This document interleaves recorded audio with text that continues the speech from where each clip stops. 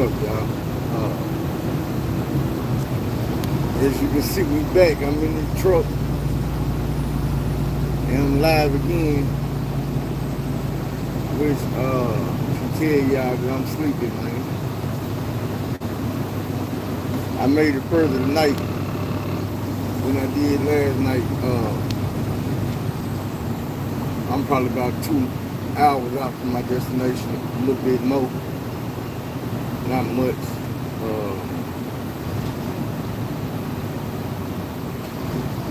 But I know y'all ain't coming on here just to hear me tell y'all I'm sleepy, so I gotta tell y'all some more of my life. I don't know, can you hear me? What's up with it, Ticket Tiger, man? Twin Pyramid. I ain't seen you in a minute, man. And I know it's probably because I ain't been doing videos. I've been working. But both of y'all know I fuck with y'all, man.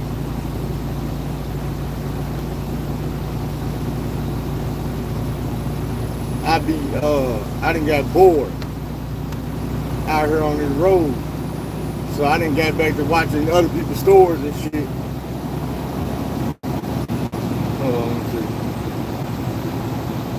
Man, I do. Listen here, bro. I promise you, I go home after work. Within an hour of me getting home, I'm in the bed.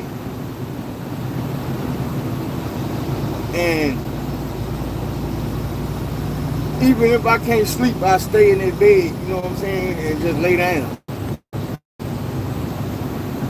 But I be trying my best to get some sleep, man. I be trying to get it, you know what I'm saying? Because trust me, I know. This shit on this road is serious.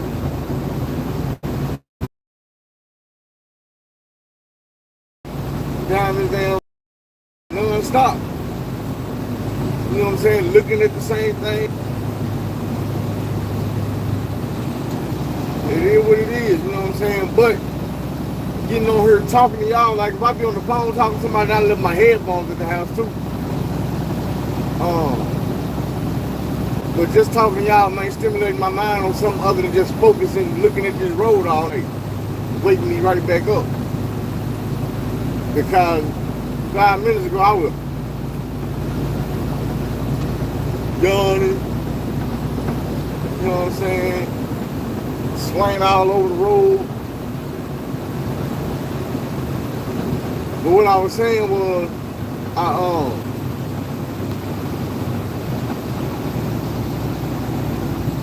I got back to watching other people's podcasts while I be on the road, you know what I'm saying, just to pass the time. And I was watching some of G Street shit again. And I be hearing him shout out Twin Pyramid, like he be donating to something.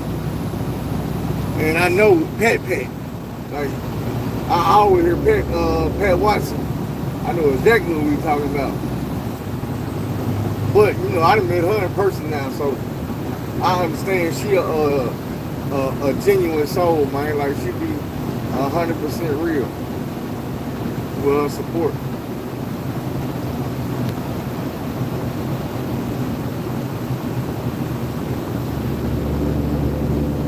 Let's see what they say. Oh yeah, what? I'm gonna be real with you. Like even tonight, before I got on this live, maybe about 45 minutes ago, shit, I pulled over to the 30-minute nap. I'm not gonna play, bro. You know what I'm saying? This is my life on the line. Now I already know. I could lose my life tonight. They're gonna be training somebody else tomorrow. You feel me? Or they'll let me go and bring somebody else in and take my job and like. In half a mile, turn right onto Arkansas 36 West BB Caps Expressway. They're not gonna stop the money. Just change who they give it to. But I'm going to go back into the adolescent years, man. And I was thinking about something not too long ago about how two situations with two different aunties connect. So I'm gonna start out with that one. Take the next right onto Arkansas 36 West, West BB Caps Expressway. I'm gonna start out with that one auntie, and I'm gonna just segue that into the next one. Continue on Arkansas 36 West for 19 miles.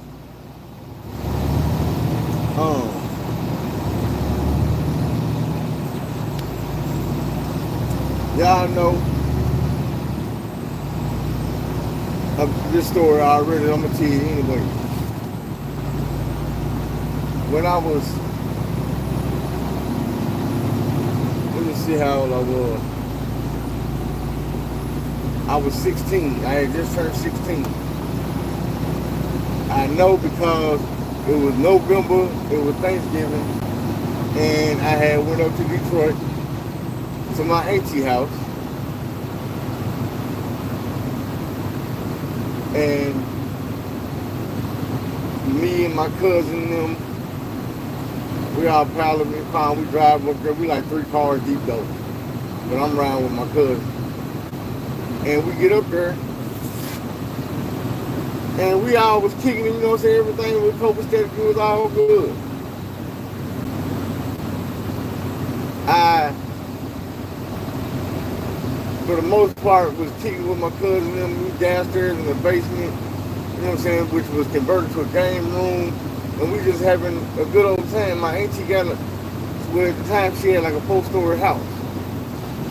I was talking to my mom about this yesterday. I'm like, man, she had like, everybody had their own floor of the house.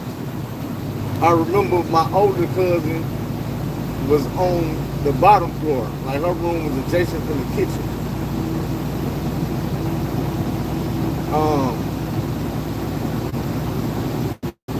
The youngest one was like, I think on the 2nd floor. My auntie, I don't know where her room was, but I know my cousin, Gerald, the one that came on here and talked to y'all was, yeah, I think he talked to y'all before. Y'all talked to him, I let him on the show or something. But he was upstairs. And I'm gonna be real, I ain't never know they were living like that. I knew they were kind of bougie, but I ain't know they were living like that. Like even today or yesterday when I was talking to my mom, I was having to explain to her, like, I don't know what my auntie was doing for a living, but that ain't what she was living on. She had something extra going on, something on the side. There was some money coming in on the side, because I know motherfuckers with money, and the type of job she could have had or whatever it was, I don't even know what the job, but that wasn't getting it. So my mama told me she was like a, I guess a social worker or something like that. And I was like, exactly what I thought. No, ma'am. Social worker not getting that type of bread. And she was like, well, you know, I don't care if it's Detroit. You're not going to be a social worker and be in a 4-5-story house. Maybe a 2-story house. Maybe if it's small, a 3-story house, but just it's tall. This was like a pretty good sized house. This is a single woman with 2 kids in school and 1 kid in college at the time. You doing it on your own. You're not gonna tell me you staying in no 4-5-story house and all you doing is social work. Like, hell no. I don't know if she had a little bit falling out the pants leg, or, you know what I'm saying, she sold a little something on the side. She was water whipping, I don't know what it was, but it wasn't all social work. My mama told me, she was like, her baby daddy, husband, or ex-husband, or whatever the nigga was a doctor. And he kept up on the child support paper. I'm like, something? But even then, I think it was something else on the side. But this ain't what that about. Let's get back to me. So I'm up here chilling, you know what I'm saying? I'm basically chilling. And, you know, when I was young, I was the thug of the family. I was the gangster of the family, the black sheep, the street nigga. I don't come from a family of people just like me, to put it bluntly. I come from good stock. My family members work hard. They for the most part, they live good.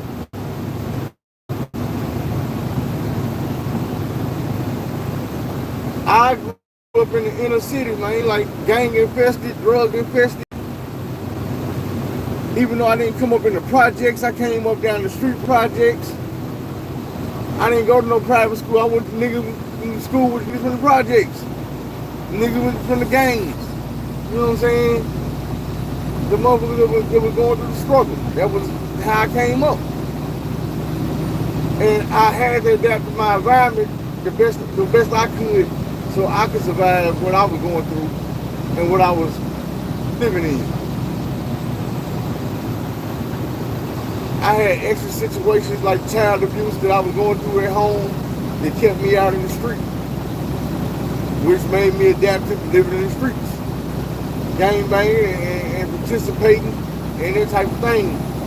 When I ain't gonna say probably, but there's an alternative universe where I didn't have to go outside and stay out there all night and all damn day. Where I was comfortable in the house, playing the game, doing my homework, being around my mama. Me and my sister was best friends, but that's an alternative universe. That ain't the one that I came up in. So we up in Detroit, and y'all know I had this afro, pretty nice size afro on my head. When I get tan, I'm gonna show y'all. I just thought about something. I have a picture of me from that. I used to go look for one. I seen my cousin had a picture of me from that time when we was up there. I remember the clothes, the afro, everything. I remember exactly what I had on. Like I told you, I was gangbanging, so I had on some blue Dickies with a blue t-shirt.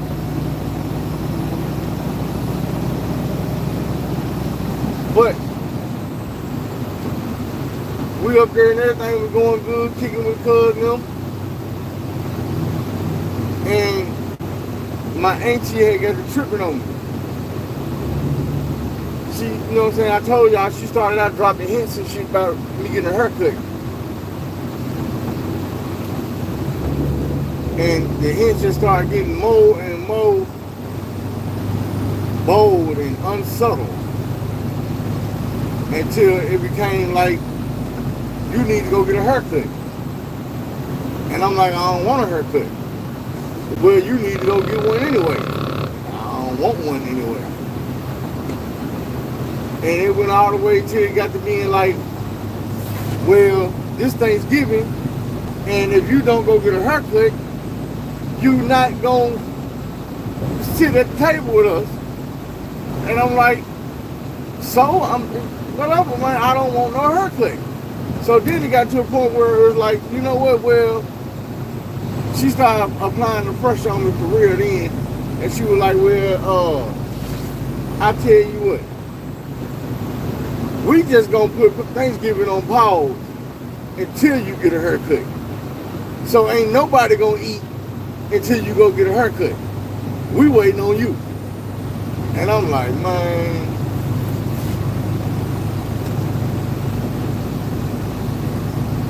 that's fucked up. Eventually, after so many people started coming at me about Thanksgiving and they hungry and I need to go get a haircut, like I felt defeated.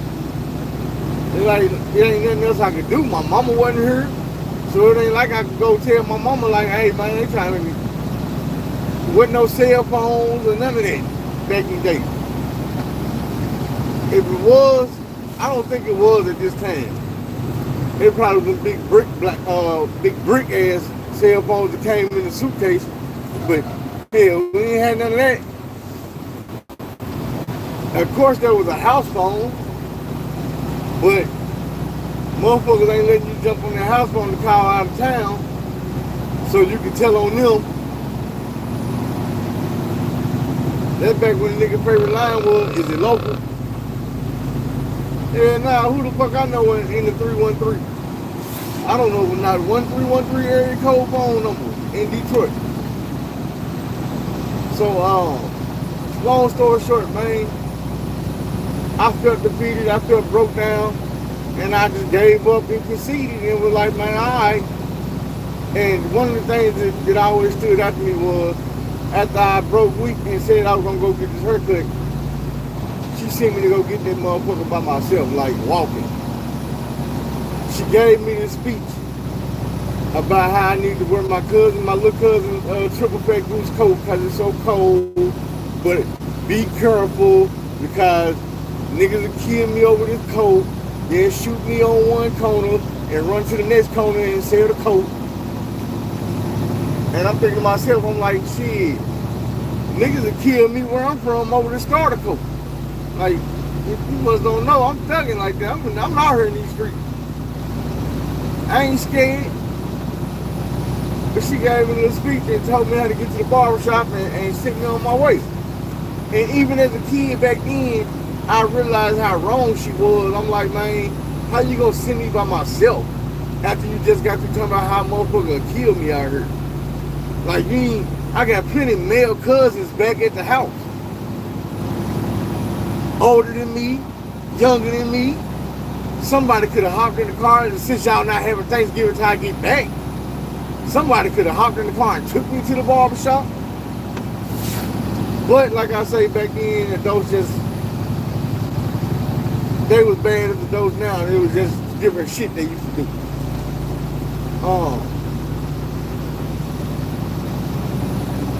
When I get to the barbershop, it's a Jamaican dude cutting her. It's like it's just him in the shop or somebody. It could have been some more folks, but I just remember him like it was me and him in a dark room, even though we wasn't in a dark room. The barbershop was a pretty nice sized barbershop.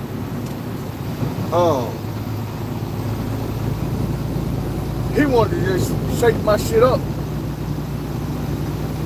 And I was like, nah, man, my auntie tripping, man. She making me get it cut off. So he was like, no, man, don't cut the fro. I remember dude saying this shit. It was kind of funny, but it wasn't funny. We ain't want to laugh. But it was funny because his accent and how he was saying it. He was like, no, man, don't cut the fro. Don't cut the fro. I'm like, man, she making me cut. I'm about to cry. And I'm going to tell y'all, like, because this shit tie into all this other shit about to happen. We got a long story ahead of us. So I go back and we had Thanksgiving or whatever in the store on that part. I don't really remember nothing else about that trip because, damn, my ears just popped. I just remember the traumatization part. The traumatization and however you say it. I should have some memories from that trip being in Detroit, kicking it with my cousins. We all posted up in the room and cracking jokes and playing games, and I don't remember none of that. I remember we did shit. I remember we cracked jokes. I don't remember none of that shit though. It's all a blur. The only thing I remember from this trip is my auntie fucking with me about my hair, making me feel like I was a piece of shit, making me feel like I wasn't good enough, all that shit. Now, scratch all that and we get back home. I get home, it's like 5 in the morning when we finally roll in from Detroit. I remember all this shit like clockwork. It's about 5 in the morning. I couldn't even sleep. I got my clothes out, got my clothes, put them on, and I went to the bus stop. I was at the bus stop probably about 20, 30 minutes before everybody, so I was just sitting there. We had like a little pavilion with benches all around the inside.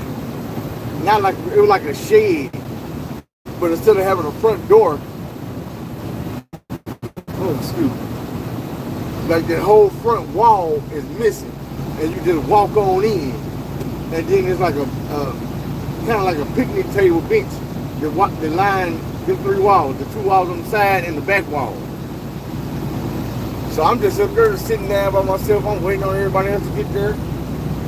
So they get there, we all chopping it up, ride to school, get to school. When we pull up at the school, there are police on the sidewalk with the principal.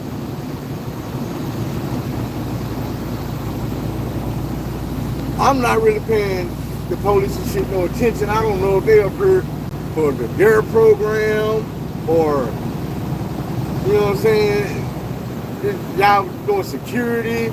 I don't know what the police up here for. They just standing out on the sidewalk with the principal. It's early in the morning. The bus is dropping niggas off of school. I don't know what's going on. I step off the bus and the principal just pointing a little old ass finger at me.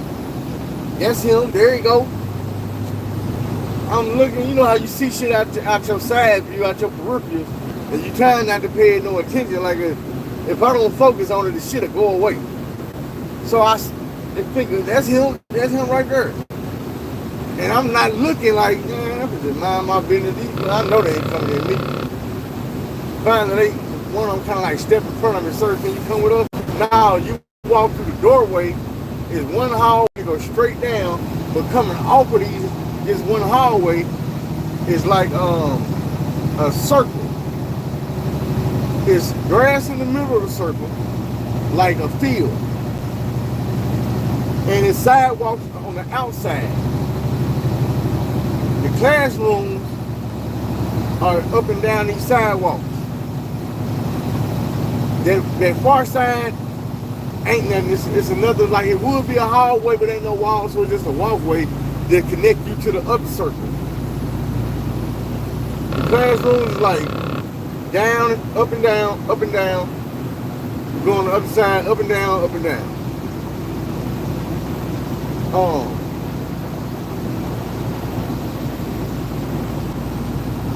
The police grabbed me and they walked me into the first circle. And they showing me all these classrooms with the doors. And the doors to these classrooms have been spray painted. And I can see right out the back. I told you I was a full-fledged gang member. So I'm right out the back. I'm noticing whoever spray painted these doors is not a real gang member. Whoever did this is not a real gang member. Because we got Crips and we got BDs at this school. We had one blood. A nigga named Eddie.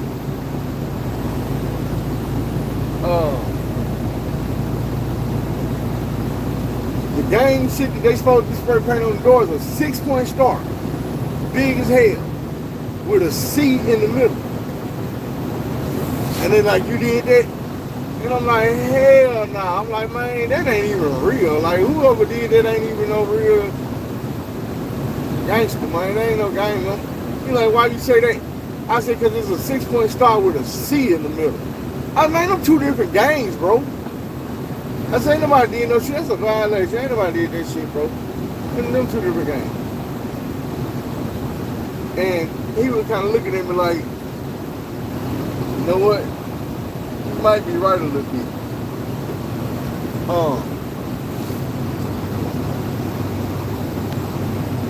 So they took me to, it was some more shit, wrote on some more doors and all this and that. I ain't had nothing to do with it at all. Not one thing I wasn't even close to having nothing to do with the situation. But I'm the only one that they got lined up for it. I think the principal did the shit herself. She had it out for me. Like, I know a lot of people say that type of stuff. I'm dead ass serious. I got put out of school and suspended so many times for shit I did not do. She would just call me in the office and tell me I did the shit, and I would tell her I didn't do the shit, and she was like, either way it go, here go your paperwork, you suspended, don't come back to school 5 days, don't come back over for 10 days, 12 days, how many days? Every time it go up. I had already been getting kicked out of school and suspended up until the point where my last suspension was 14 days. It was not long before we went on Thanksgiving vacation. Alright, so at this point, no, let me backtrack. My last suspension was 10 days. This suspension here that I got for not spray painting school was 14 days, 2 weeks. Within this 2 weeks of me getting kicked out of school for, you know what I'm saying, 2 weeks, the shit that happened with my auntie, my self-esteem and my decorum and everything else, my act right is shot to hell. Like, I'm not acting right now. I'm acting bad. Y'all done fucked up my identity, took my hair off my head. Motherfuckers was picking on me, blaming me for shit I didn't do. And the shit just had me frustrated. As a child, I couldn't peep game. As an adult, I could peep game. The principal that didn't like me was wearing me out, wearing me down, getting me in trouble, getting me fucked out, so it would come to a head and she could do this right here. I came back on my 14-day suspension for not spray painting the school. I make it through first period, and when I get to second period, they call over intercom like, can you send Philup Bank to the office? And I'm looking like, oh shit, man, what I do this time? So I get up to the office, and the principal come out like, hey, step in my office. I get in there, she like, shut the door. I shut the door, she like, okay. Go sit down, Philup, we fit to have a grown-up talk. And I'm like, grown-up talk? She coming to me all the way different. She ain't frowned up, she ain't threatening, she ain't mugging. Like, this is the principal, this is what I'm used to. You call me in your office and you talking shit to me. You looking at me like you want to spit on me like I ain't shit. She smiling and everything like, we need to have a grown-up talk. I'm like, what? So what ended up happening was,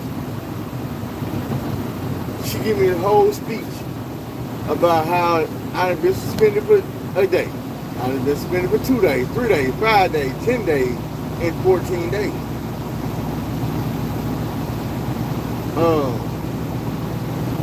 Her next move ain't gonna be to suspend me, it's gonna be to have me arrested. And I'm listening. And then she asked me, she's like, you 16 now, ain't you? And I'm like, yeah. Turned 16 in September. She's like, okay. Well, let me tell you something. Are you aware that at the age of 16 you can legally quit school? I'm like, huh? She's like, yeah, you can legally quit school. You don't have to deal with me or getting suspended, getting blamed for stuff you didn't do. No. In a quarter mile, turn right onto Arkansas 124 West. She's telling me this out her own damn mouth. And I'm like, yo, and she broke down some more shit. I guess the benefits of me dropping out of school and not getting an education and being a statistic. Take the next right onto Arkansas 124 West. Being all these things that a principal is supposed to not want for the students at her school. She shouldn't want us to be dropouts. She should continue on Arkansas 124 West for 8 miles. Statistics are uneducated and all this, and I feel like that's exactly what she wanted. So,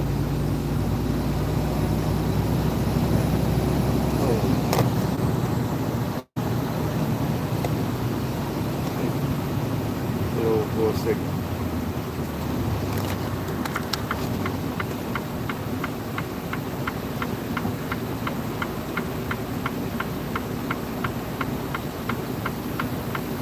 them ain't speaking from them.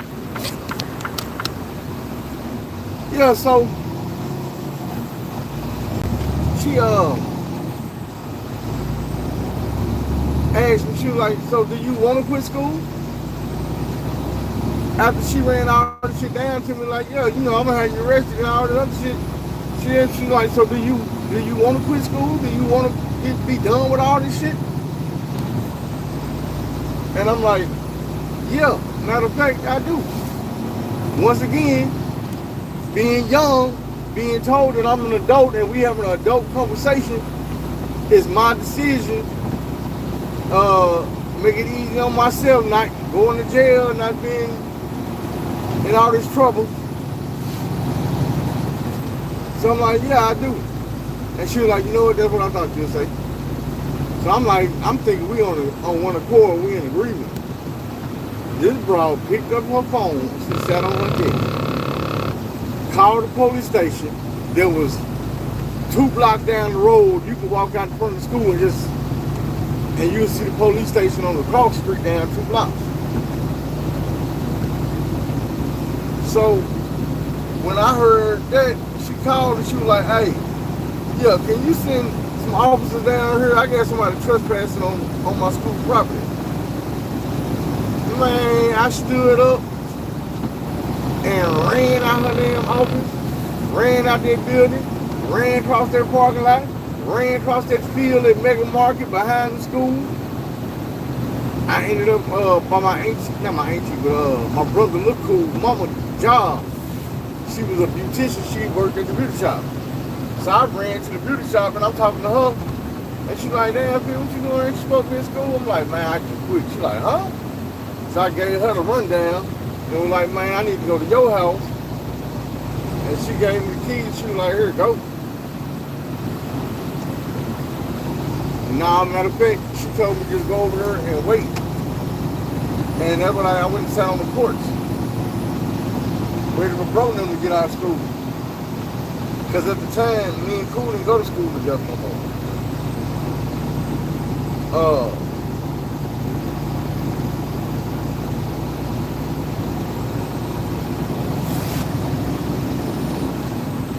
My mama told me when I got home and let her know what the situation was, that she wasn't okay with that. She wasn't cool with that. She wasn't fine with that or none of that. But it is what it is. And if I planned on staying in the house with her, I was going to have to get me a GED. She was like, you ain't going to just quit school and sit up in my house and do nothing with your life. You're going to have to go get a GED or something.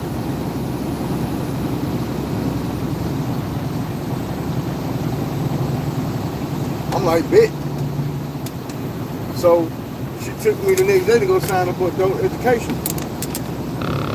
Another one of my big homies was in there. He was in high school. I was in junior high. So another one of my big homies was in there.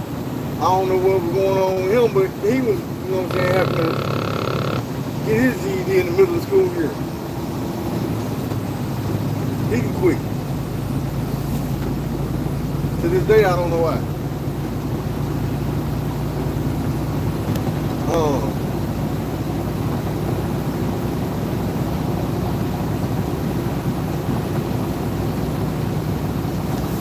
As time passed by,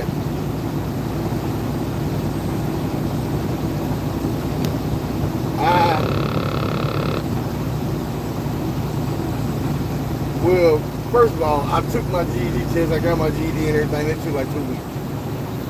After I got my GED, the judge let me know that I was being emancipated. I had to go to court. And they were like, you're being emancipated. I'm like, what that mean? I ain't know nothing about emancipation.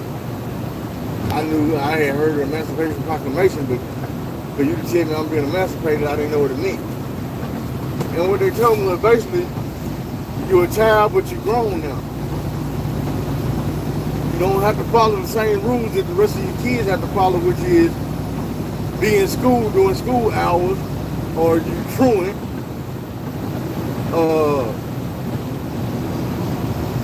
What was the truancy officers, police to get your ass during the daytime. They wasn't allowed to fuck with me. They told me when I got my paper copy of my diploma, take off this, it's a little card at the bottom, it's like a miniature diploma. I had it all the way up until I lost my wallet a couple years ago. But I had to keep that miniature diploma on me at all times to show it to a truancy officer if I ever got stopped. My eyelids getting heavy again. And after a while, same demo. I was like, man, I'm tired of this shit. I wanted to go stay with my auntie and my favorite cousin in Atlanta. Well, they were moving from Atlanta to Savannah at the time. Not Savannah, Kings Bay, Georgia, down south.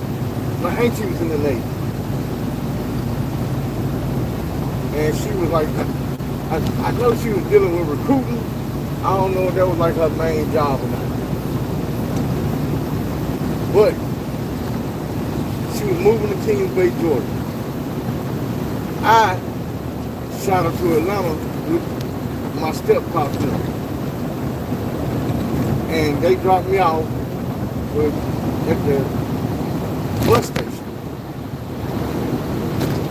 We spent the night with them. I'm gonna slide this story in because I remember it because it's still funny as hell to me. My cousins that are not my real on my stepdad's side of the family are all beautiful, like gorgeous. And my uncle got $3. At the time, two of them was around my age, and they was both beautiful. We all up there because my Uncle Tommy Jr. and his wife at the time, Sharon, had moved to Atlanta, and we was just all going to the business. Once again, my mama was not with me.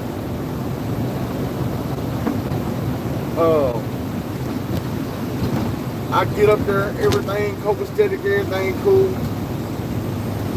We go, you know what I'm saying, these apartments they stayed in had a hot tub. We went and chilled in the hot tub.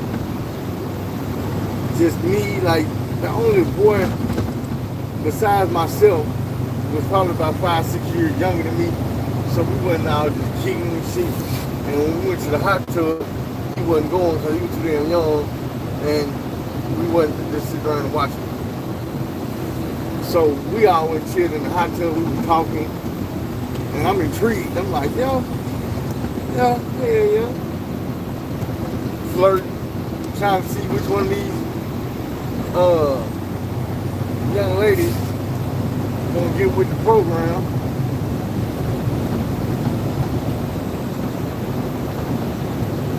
One of them was kind of acting like she was. We never discussed it. We didn't talk about it, but she was flirting back. So I just assumed that night we was all piled up in this apartment. So of course we had to make some pallets on the floor, some of them on couches, all the kids on the floor.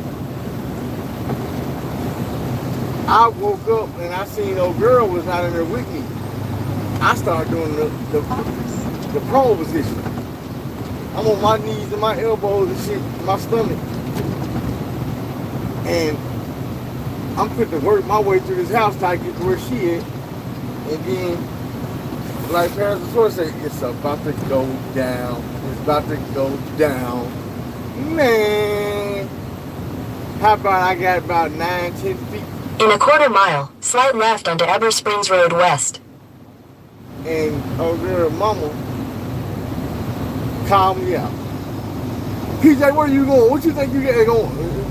Bring your ass back in here. I'm like, damn. Slide left onto Eber Springs Road West. I'm like, damn, she called the nigga out. So continue on Eber Springs Road west for 3/4 of a mile. I got my ass right back over there in the middle of the living room floor and took my ass to sleep. Now, the next day, all this shit happened like this. I'm forgetting about all the shit that happened in between time, in the meantime. The next day is when they dropped me off at the Atlanta airport. How many of y'all know who Fly J is? The basketball player that played for LSU, used to play with Angel Reese. Well, her daddy was a famous rapper out of Savannah, Georgia named Camouflage. This is the day that I met Camouflage at the airport. Well, I didn't meet him at the airport. In a 1/4 mile, turn right onto Arkansas 124 West Damascus Road. I saw him at the airport. I met him on my bus.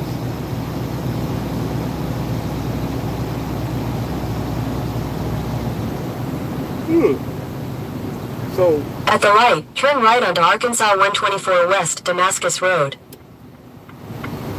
They just dropped me off at the bus station, Greyhound station.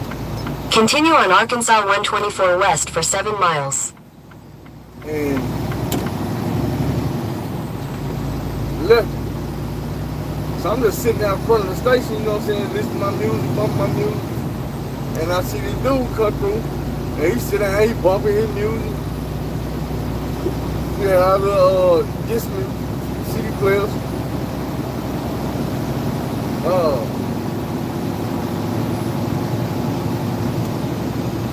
Get on the bus, and I don't know, you know, when you're younger, it ain't hard for you to make friends, to talk to people, and crank up a conversation with a stranger.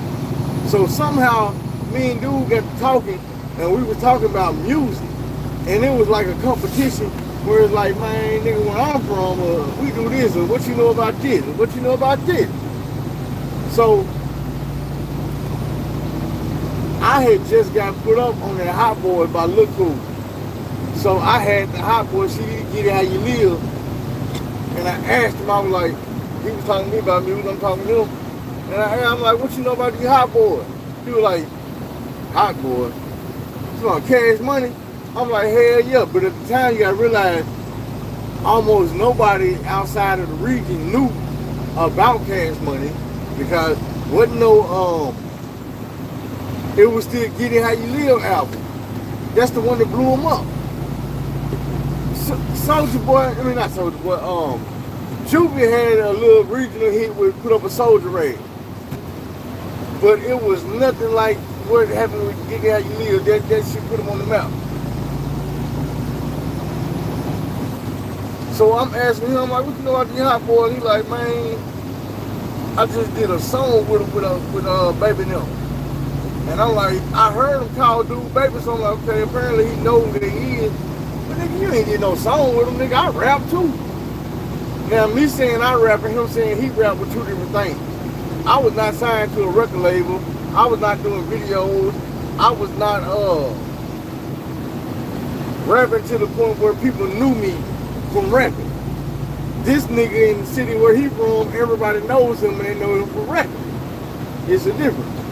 But I don't know that, so I'm not approaching him like that person. We get to trading CDs, listen to them, battery and shit, so we keep our shit going. Finally, we ended up in the back of the bus talking about smoking. We stopped at the gas station, a little truck stop, and we wasn't there nothing about 5 minutes, so we ain't really get to do nothing. The next stop was supposed to be like 20-25 minutes. So it had an outside bathroom, meaning you couldn't go inside the store to use the bathroom. You had to go in there and get the key and then come out. So we get in there and it's like a little bitty ass room. I don't know what to call the thing that was in there. I kind of got lost for a second. But don't know. I just remember something about a little bit of, oh yeah, bathroom at the gas station. It's a little small rundown ass gas station. It wasn't no real truck stop. But we get in there and this man roll a blunt so fat. And he passed it to me. We smoking. I'm talking, we trying our best to suck this little blunt down with this big blunt down before they bounce. When we come outside, real talk, the bus is pulling out of the parking lot onto the street. And we running behind that motherfucker, jumping up and down, waving our arms and shit.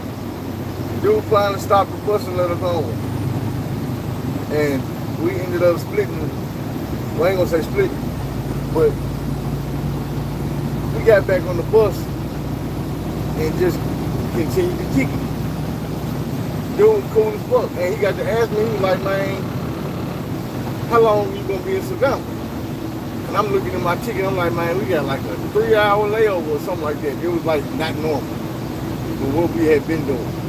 But he's like, man, we got a certain amount of time gonna be in Savannah. When we get there, you need to come to the studio.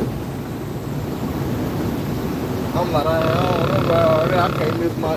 He was like, man, you can see the bus station from the studio, bro. Like it's that close. It's like a block down the street. You're gonna get back to the bus station.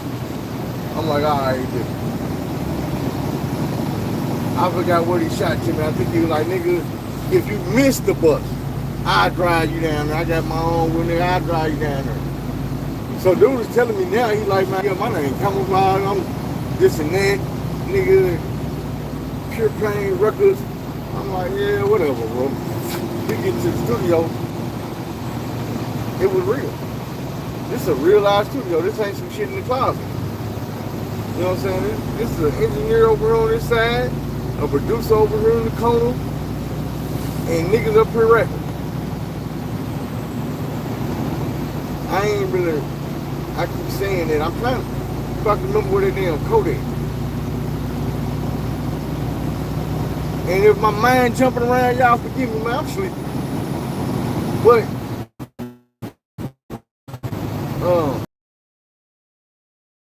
man, that was my letter. Hearing from Camouflage. But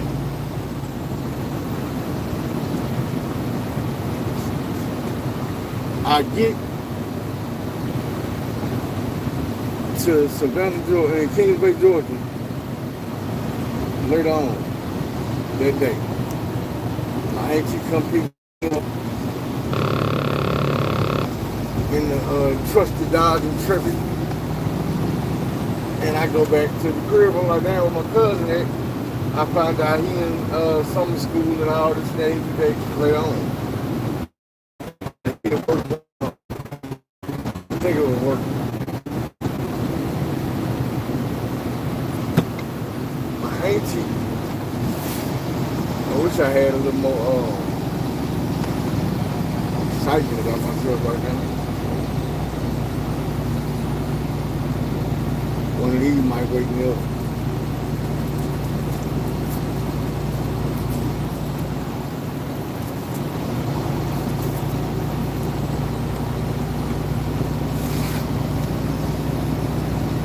For the most part, I guess I can tell y'all all this shit that happened.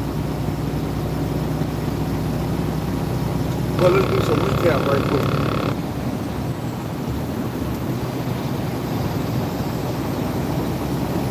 Tell y'all how I ended up at my auntie house in Georgia.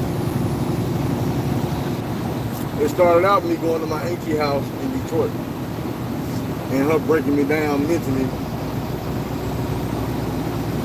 and changing my appearance and my outlook on myself.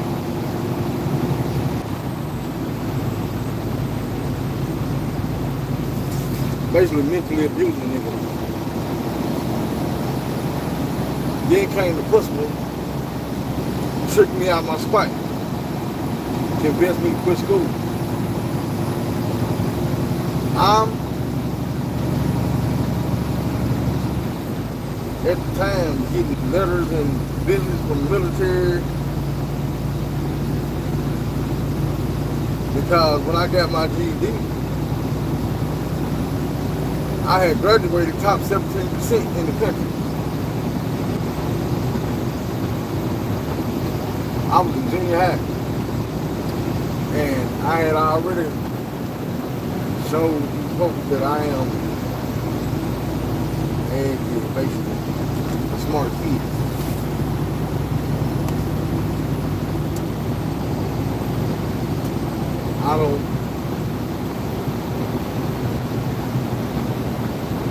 I don't feel right telling this story right now because I feel like I'm jumping all over the place, like I'm literally talking.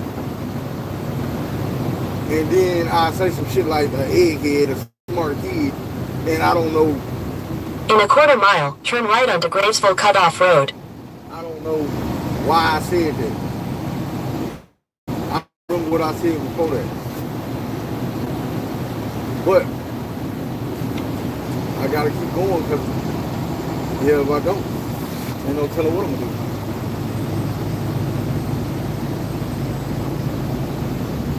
Take the next right onto Gravesville Cutoff Road. When I got to my cousin's house, my auntie house, should I say. Continue on Gravesville Cutoff Road for 5 miles. But she's also mean, and she's cheap, and all that ain't a good combination.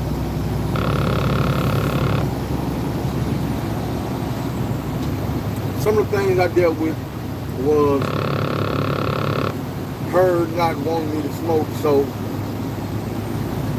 her thinking that, well, I'm just gonna fuck your cigarettes up and shit like that, and that'll keep you smoking. No, it don't. I don't know if she's ever been addicted to nicotine, but somebody telling you not to or breaking your stuff ain't gonna stop the nicotine. I'll give y'all some examples of what happened with the smoking. It's funny to me.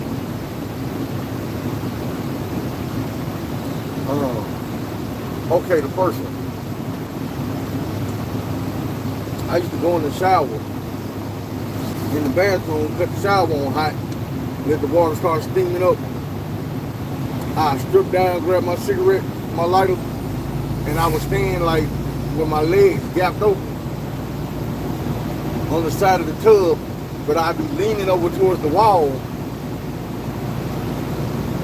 blowing smoke out the bathroom window, which just happened to be in the shower up top. It wasn't big enough to see me, barely see out of it, but you could, you know what I'm saying, if there was somebody right there, you could see them. You could blow smoke out the window, and that's what I would do. I'd wait till the bathroom started getting smoky, and I find my cigarette, and I'd be blowing it out the window like I keep my face as close as I could, and my hand in the window. I'm smoking, I'm blowing all the smoke out the window. This shit ain't working. My auntie, something though, I know you ain't smoking in the bathroom. Y'all gotta realize, my auntie bedroom was on the other side of the house.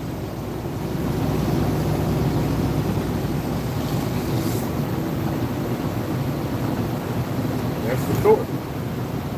She smelling this shit through the steam, the cold dough, all going on the other side of the house. So, she thinking that's gonna stop.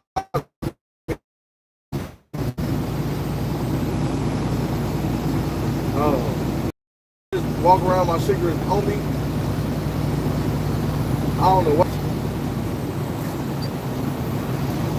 Well, I do, because I ain't never want her to catch me.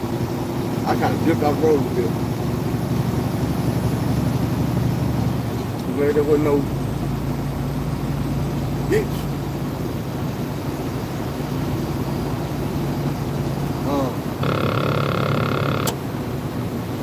Right like no, not the Philup.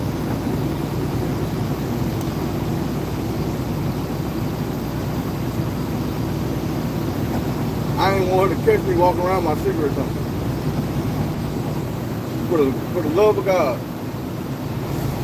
I be trying to remember where I used to get the money from to buy cigarettes. She would not let me get a job.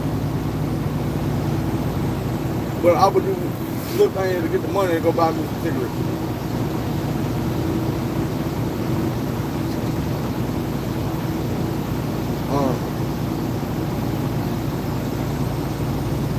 So,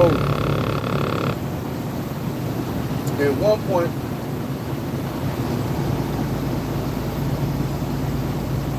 like if I'm at the house and she at the house, I'll slide outside, go around to the side of the house, smoke my cigarettes. I'll flip the cigarette butt over the fence, like in the neighbor's backyard.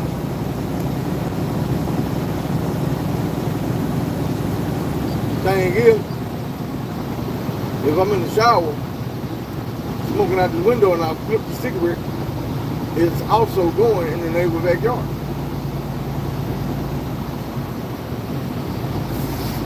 One day, the neighbor comes and knocks on the door. He did not want to buy no eggs, no milk, or no brown sugar.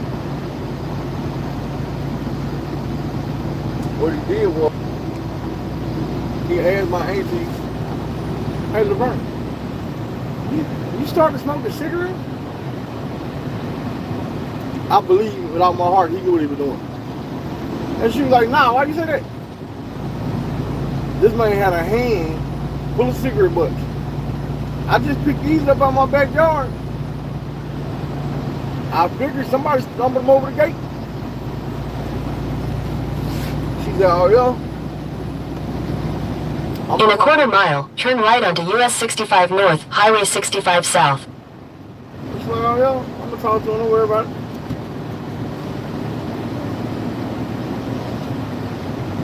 We never did come to odds on this. Take the next right onto US 65 North, Highway 65 South. Onto the cigarette deal.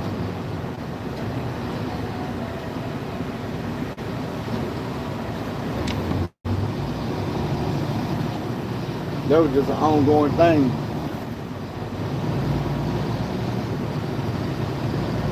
Continue on US 65 North for 74 miles. I remember I came home, and this was a trip right here. Me and my cousin come home one day, we kicking it. We've been out kicking with Pat, his homeboy. I'm gonna tell y'all some more about that after the cigarette shit. Now, hold on.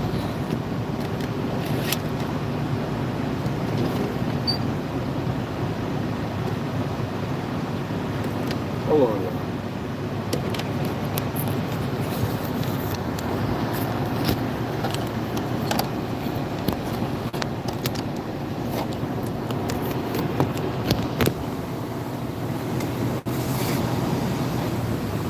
I don't know how long they've been sideways, if y'all been hearing me or what.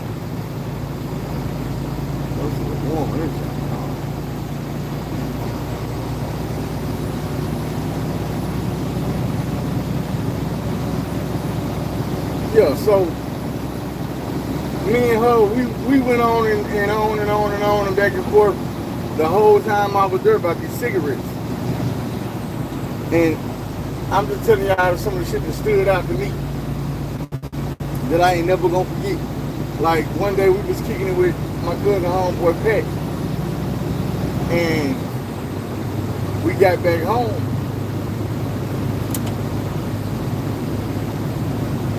Come in the house, and it's like when you walk through the front door, you in the living room, and you can walk straight across to the dining room. If you go to the left, that's her bedroom. You cut to the right, through the living room, through the dining room, and you come to a small hallway.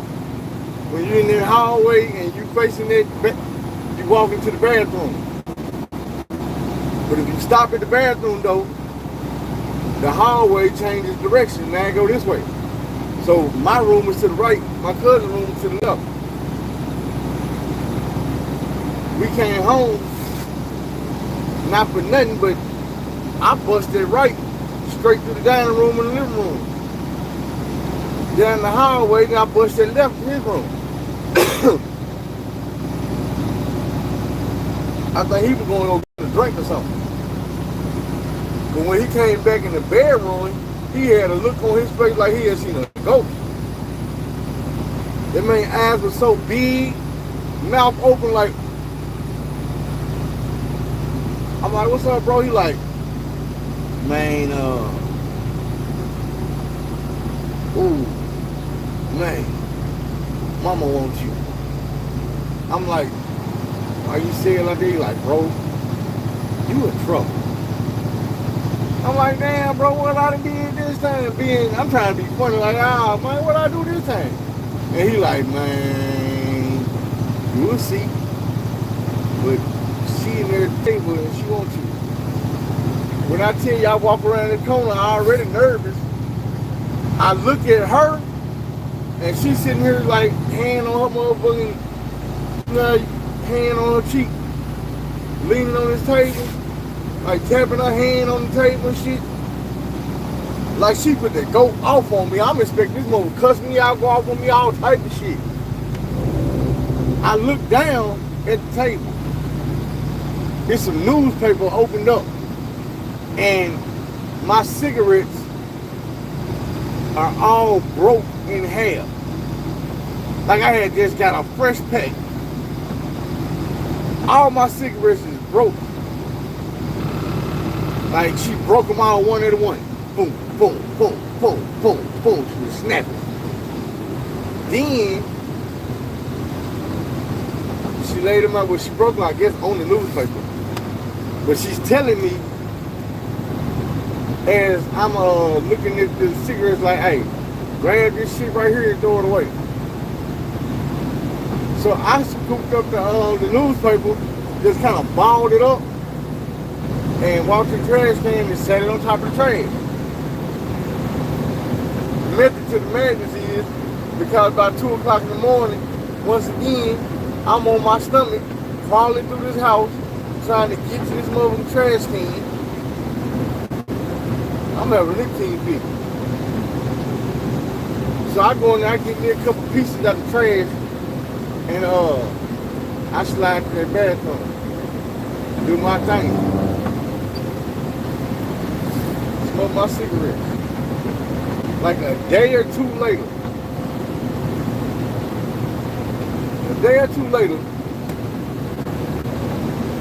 we back out kicking. Come home. This time, instead of I was slick though. Let me tell you. I waited to trash day, and right when it was time to take the trash out, I unballed the newspaper, got all the cigarettes out, balled it back up, put it back in the trash, and I went to trash out. And I went and put the rope cigarettes up. They were still long enough to where I could grab a piece off one and smoke and grab a piece off the other one. One piece gonna have a filter, one piece wasn't.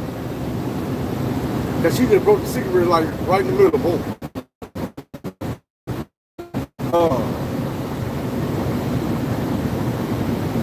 I come home this particular day. And what I did was, there used to be a little fork right at the sink that didn't come in, it didn't come out. When you pull it, it just come down. It didn't come out, it just came down, like the face part just came down, like the flap.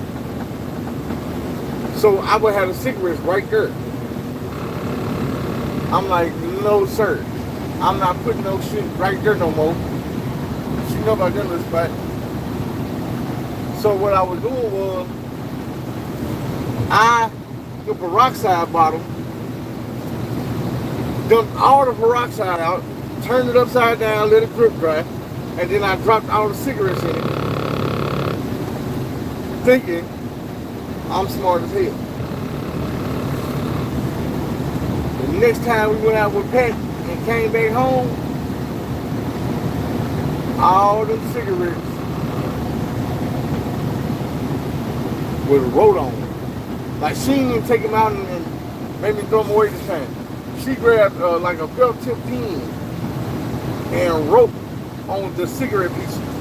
Throw me away, throw me away, throw me away, throw me away, throw me away, throw me away, throw me away.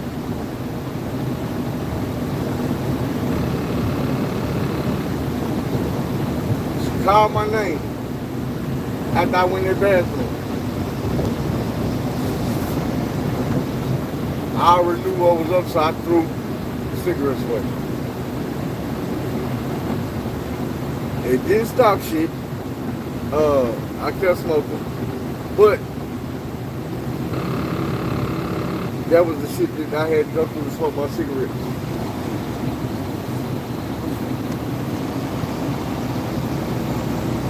Man, I am super tired.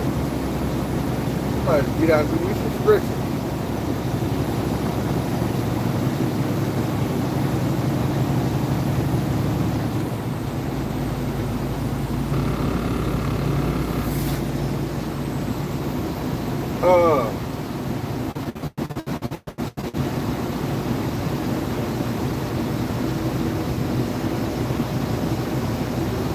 Tell y'all the situation where we got into it up there.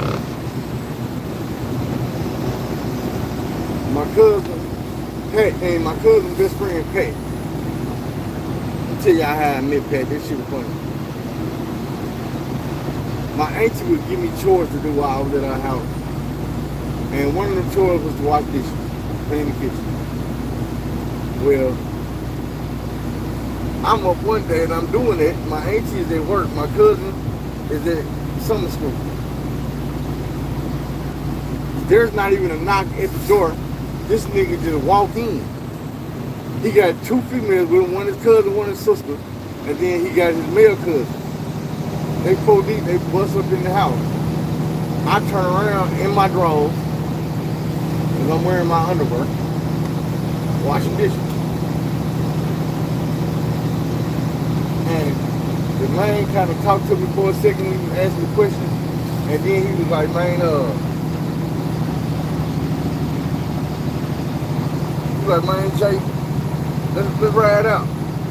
I'm like, man, I ain't Jay. He's like, man, what the fuck, quit playing, Jay, come on, let's go. I'm like, bro, I'm not Jay. So we went through that for a minute, and I'm like, who is you? He's like, oh, now you really want to be funny. I'm Pat, bro. I can't pick you up. I'm like, man, but I'm not Jay. He like, you're not Jay. I'm like, nah, bro, I'm his cousin from Little Rock. I said, I know we look alike, but nah, I ain't him and he ain't me. So he tells his sister and his cousin to go ahead, bust the sub, wash the dishes. He'll finish off the water.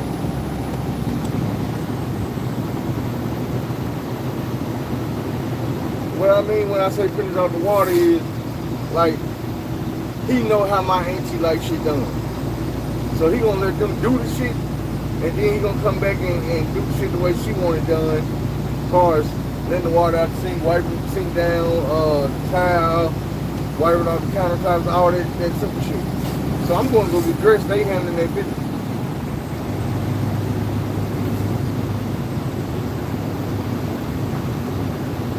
I was sitting in dude while we were doing something, and I remember, like, I need to leave my auntie a note. I need to leave her a note. And I went and I wrote the note, and at the time, she had a flow runner, which is like the clear mat, clear long rug. So I'm like, man, I'm gonna just put this note under the mat where she see it. As soon as she walked through the door, look down, bam, it's a note right there. Let me lift this mat up and get this note. Read that. Oh, my nephew going with Pat. Okay, I like Pat. I trust Pat. You know what I'm saying? She like Pat even told me I can't do no wrong, bro. I'm that dude. I can't do no wrong. And I done went to the military. But she, like I told y'all, she's a recruiter. So that's what she like. Pat was coming back out basic training. But I'm getting tired again. I'm gonna have to get out and get me a good stretch or something. But anyway, we went and kicked with Pat, came back home, and my cousin and my auntie waiting on me. They were like, they about to tip my ass up when I walked through their door. Then they seen Pat, and it's like, he was like, hey, auntie. But the way he was saying it was, he was saying like that was his mama. He didn't say the word mama, but that's how he made her feel. That's the impression he was giving off. I say made her feel because I'm sitting there thinking like, I can't see how she was doing what she did. I know she felt good about seeing she smiled and she would be smiling at folks. She mean.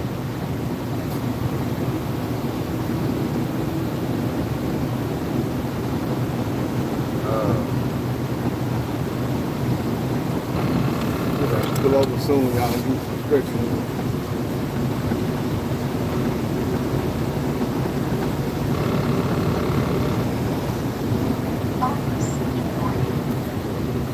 Slow my ass down. Yeah, we could pull over though. You gotta be safe. Let me find me somewhere where I can pull over.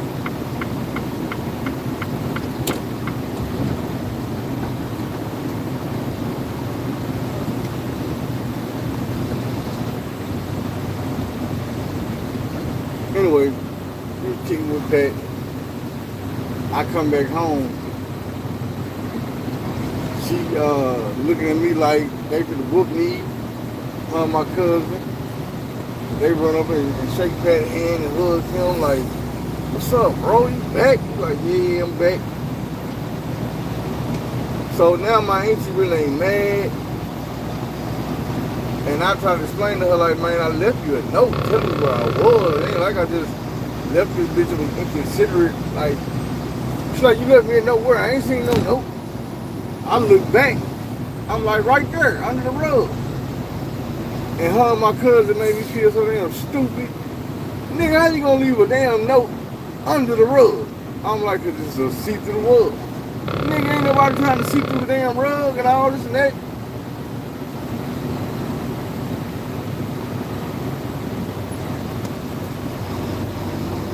I was quick to say something, it was gonna make so much sense, I don't remember the word. But he was like, man, nobody trying to look through that damn rug. My auntie was like, boy, you. I said, look, I'm thinking like this. The rug is see-through. You're gonna walk right in the house. First thing you're gonna see is this note up under this rug. And it just didn't turn out like that.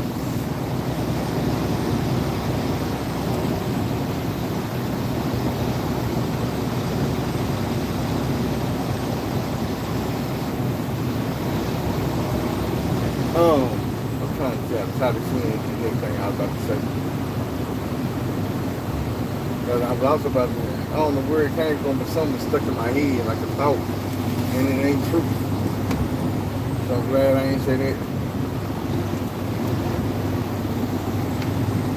But me and my cousin ended up at Pat's house one day. And their house was big and nice. Him and his sister both had their own rooms, but their rooms was like a mini mansion, not a mini mansion, but like an apartment. They were so big that the rooms wasn't even on the same wing of the house. And I had never been to a house with wings.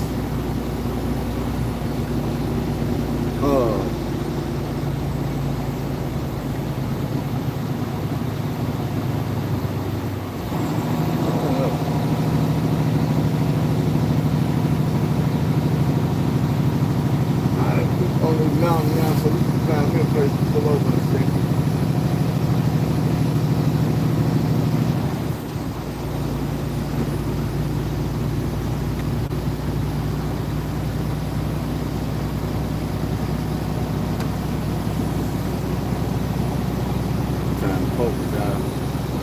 I'm going to pull over in a second and read some of these comments and try to get my bearings back together.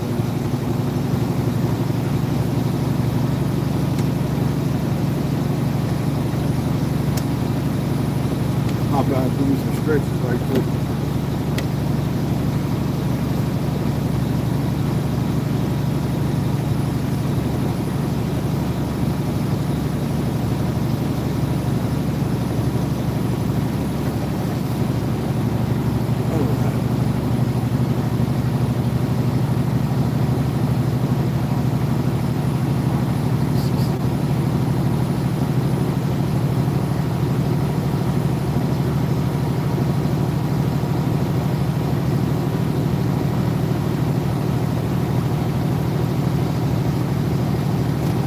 What's up, y'all?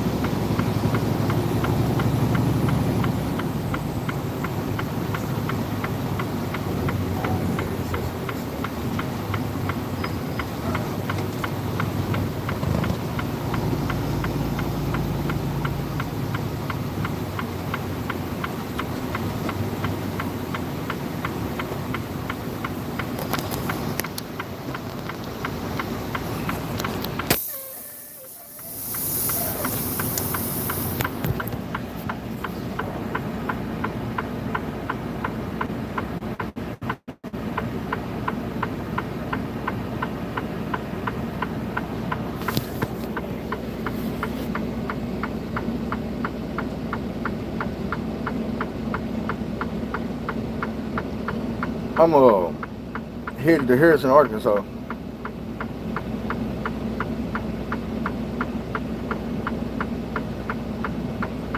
The window too real. Air in this thing. Yeah, man, y'all hit the like button. And I know these stores right now is all over the place and all that good shit, but that's because I'm sleepy as hell. Down. It's 32 degrees. I'm letting the window down, man. There's some air up in this thing.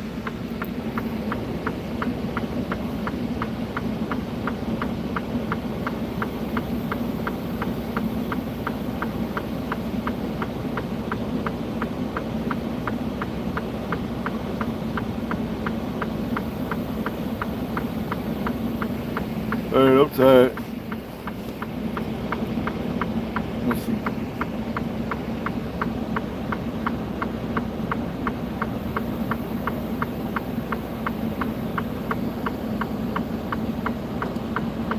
About 60 miles from where I'm going.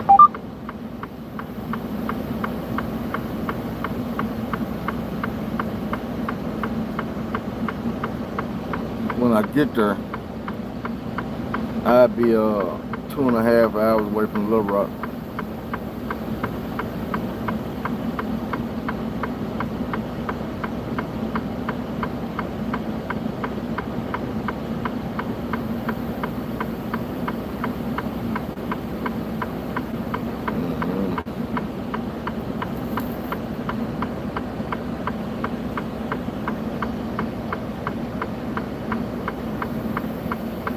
I'm tired. I'm off tomorrow though.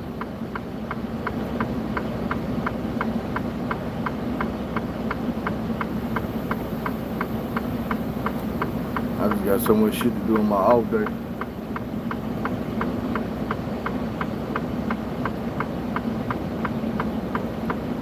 When I get back in the car,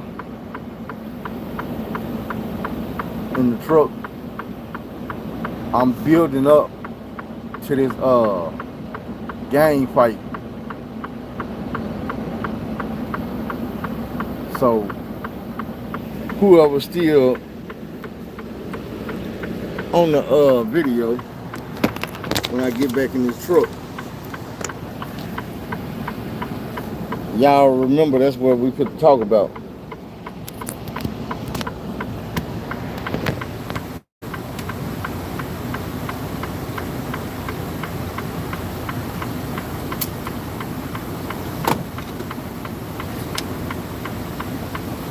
got to move around for a second. Stretch my legs and shit, man. Wake up a little bit.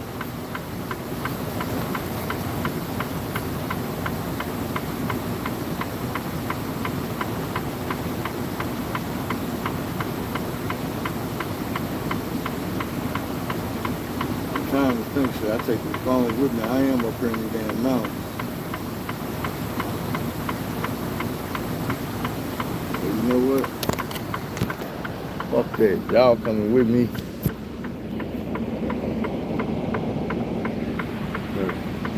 Let's see something.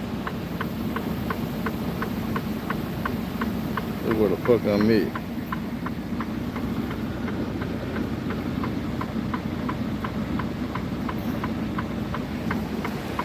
I don't trust this shit.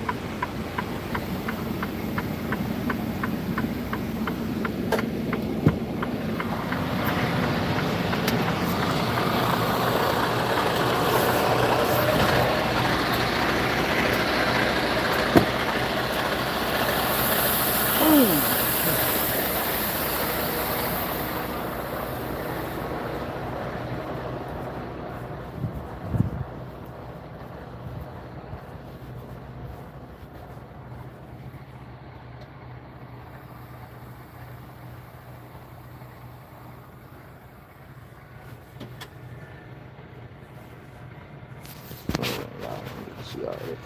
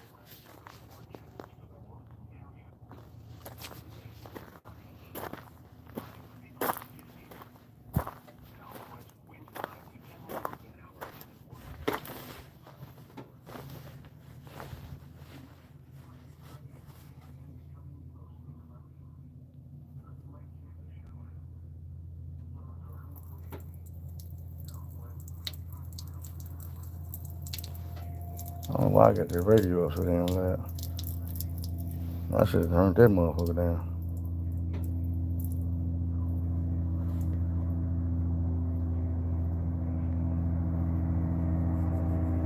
Boy. Stretch these legs a little bit more.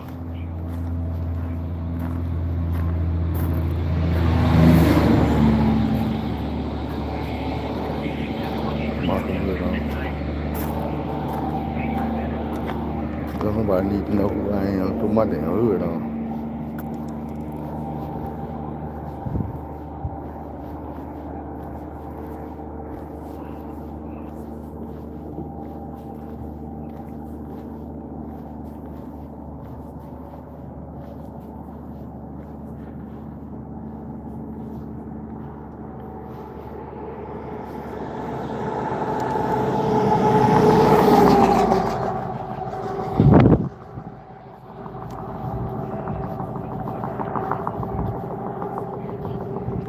Hop back in here.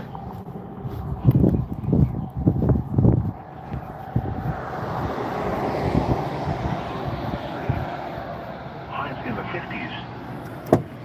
Now here is the hazardous weather outlook for a large part of Arkansas. Day 1. Today and tonight, no hazardous weather is expected at this time. Days 2 through 7. Sunday through Friday, rain and isolated thunderstorms will be possible from Sunday into Monday. Severe weather is not expected. Locally, heavy rainfall will be possible during this time frame, mainly across southeast Arkansas. Spotter information statement. Spotter activation.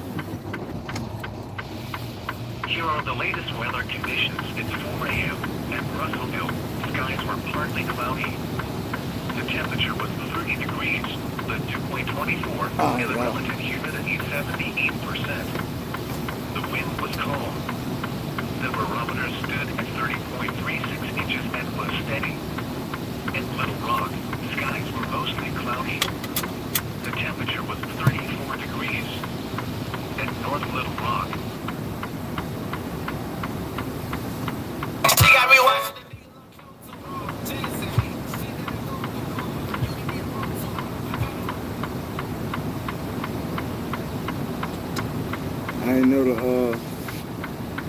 honeycomb braids.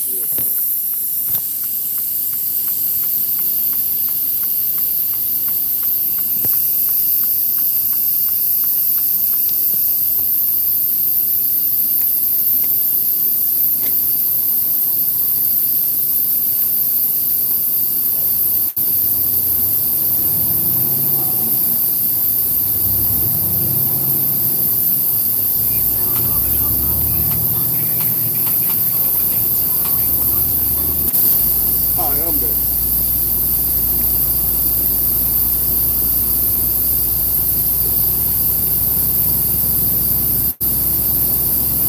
Can y'all hear me?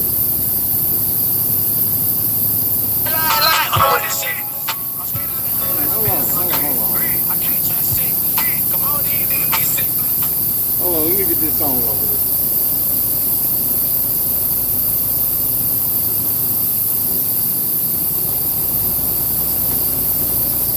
Nah, can y'all hear me? Never had to stand in the line to take a shit, nigga. Alright, got the damn song over there. Alright, can y'all hear me now?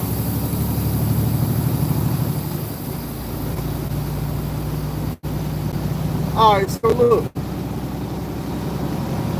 It's a in Kingston, Georgia. And hey, my cousin, and probably one or two of them boys.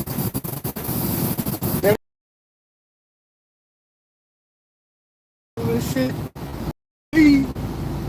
I was lightweight. My cousin was a little taller than me, but he was slim, lightweight. I can tell you everything I had on. I remember this shit. I had blue Chuck Taylor. I had on some blue jean Dickies. I had on a white t-shirt that had the FUBU logo on it, the FB. But it said Freaknik Ballers. That was one of my favorite shirts. It had the FB on it, said Freaknik Ballers. That was in orange and navy blue. I had a navy blue bandana on my head. Like black, tied around to the back. And then I had my hair hanging on both sides of the bandana. Hanging down. So when we get to the little thing, we kicking it, and it's mostly kids from the schools, the high schools and shit.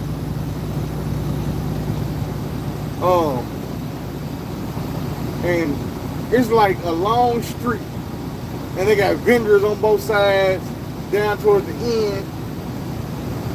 It's a stage, there you got a little concert going on, and we just all popping out, kicking it. Everybody in their little group socialize, we move from this place to that place, chop it up, go down here, smoke a blunt or something, you know what I'm saying?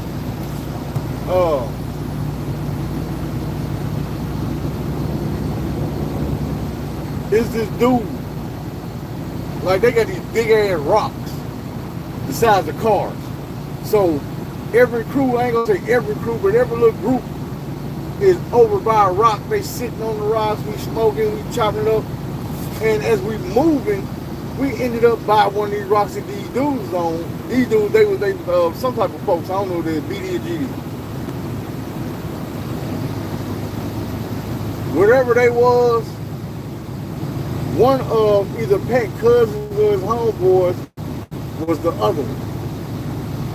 Me and him the only ones in the group representing anything. But he was a G. And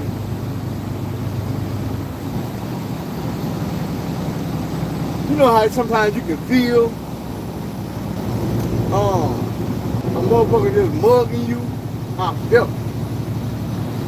And dude was asking, like when he looked at me like, hey bro, what that mean on your head? And at first I was like, I ain't even gonna lie. At first I was like, what you mean, what it mean, what mean? And they was like, man, don't play stupid with me, nigga. You got that blue bandana on your head, it can only mean one or two things. I'm like, what's that? He like, either you a Crip or you a G. Which one? So I'm like, nigga, I'm a Crip.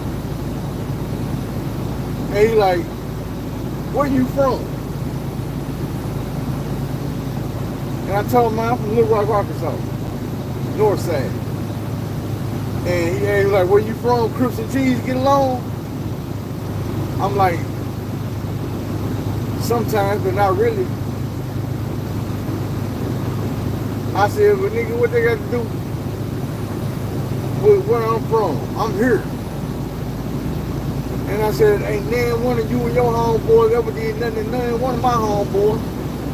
Y'all ain't killed none of my homies, y'all ain't put none of my homies in the hospital, none of that. So, what you want? Oh, no, you right. You know, he's saying I'm right, like, yeah, you make sense, bro, you know what I'm saying? Don't start nothing, ain't gonna be nothing. Then that's what he's saying. But I still feel the tension. And everybody else in the group feel the tension too. So, slowly but surely, we start easing off like we was at first. We start easing off, making our way down the street. Now, I'm gonna say about 15 minutes go by. We done got down the street probably about a block, a half a block or whatever. And we look up, and you gotta realize it's nighttime. We look up, and you can see probably about 25, 30 feet away, them motherfuckers that kind of follow us down the street, but they acting like they not watching us. We move some more. Look up, here they come. They didn't move some more. We crossed over, we ain't going down no further down the street. So what we did was we crossed over across the street where we could see them a lot better. And as we doing this, I'm telling them like, man, dude, he must want some beef or something. They were like, man, it don't even matter, we gonna ride with you. Pat cousin like, shit, nigga, I don't like that nigga no way. So you can ride with us. But I'm gonna pop it off on that nigga, he come down here. You like, you ain't gotta worry about dude saying shit to you, bro. I'ma still on his ass, man. Y'all just follow up. Like that. So, lo and behold, you know, they kept easing down the street. You know, the shit wasn't gonna stop. So they easing on down the street. And we kind of like turned our back to them like we not watching them. Pat cousin then eased off away from us. And he like, man, he told my cousin Jay, he was like, hey man, Jay, you face them. Everybody else face Jay like y'all all talking to Jay or listening to him. He said, this is what I'm gonna do, man. I'm going down there and I'm gonna cut across the street and get behind them. I'm gonna still on dude. And when I hit him, Jay, you let these niggas know it's on. And then y'all just come on and get in. So we like that.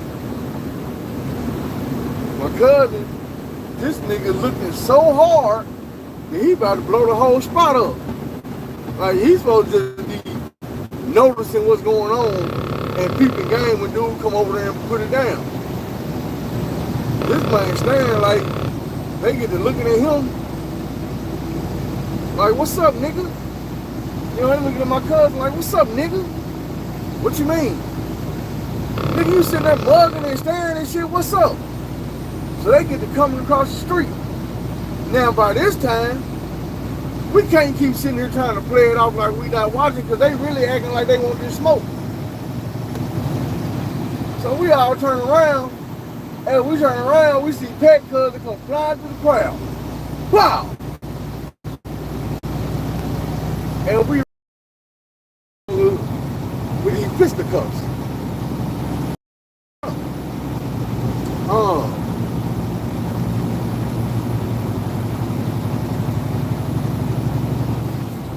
it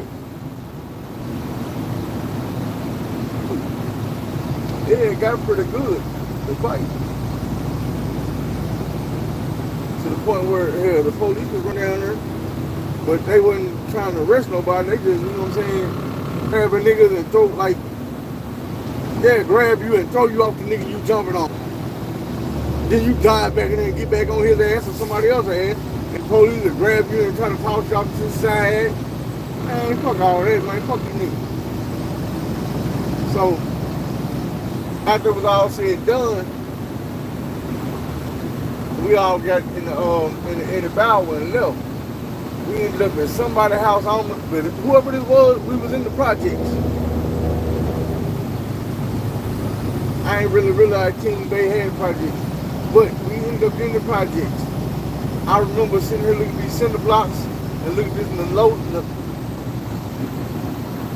linoleum on the floor. And I see the thing, I'm like, damn, we back. Well, they do got a hood around this motherfucker. I remember me and my cousin both, you know, like I say, we was rapping back in the day, so we always kept a little tape recorder. So when we came up with something, we could go and record it right quick. Remember how it's supposed to go, how it's supposed to sound, all that. But yeah, it was a little game fight I had in King Bay, Georgia. This when I found that dude's cousin was affiliated with the Chiefs, because he started telling me, he was like, man, all this, because you blue bandana, they mad. He was like, nigga, I'm from Chicago. Like, nigga, we rock blue flags. I know the other G's, I forgot what, like I say, what he was, but he was like, the other G's be rocking red flags. He said, nigga, we rock blue. Like, nigga, got this.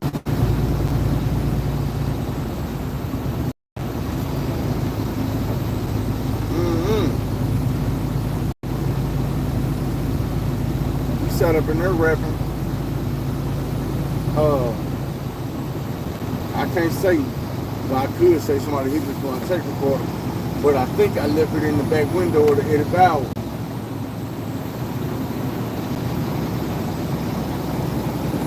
Either way it goes. I lost all that music. I never seen my shit again.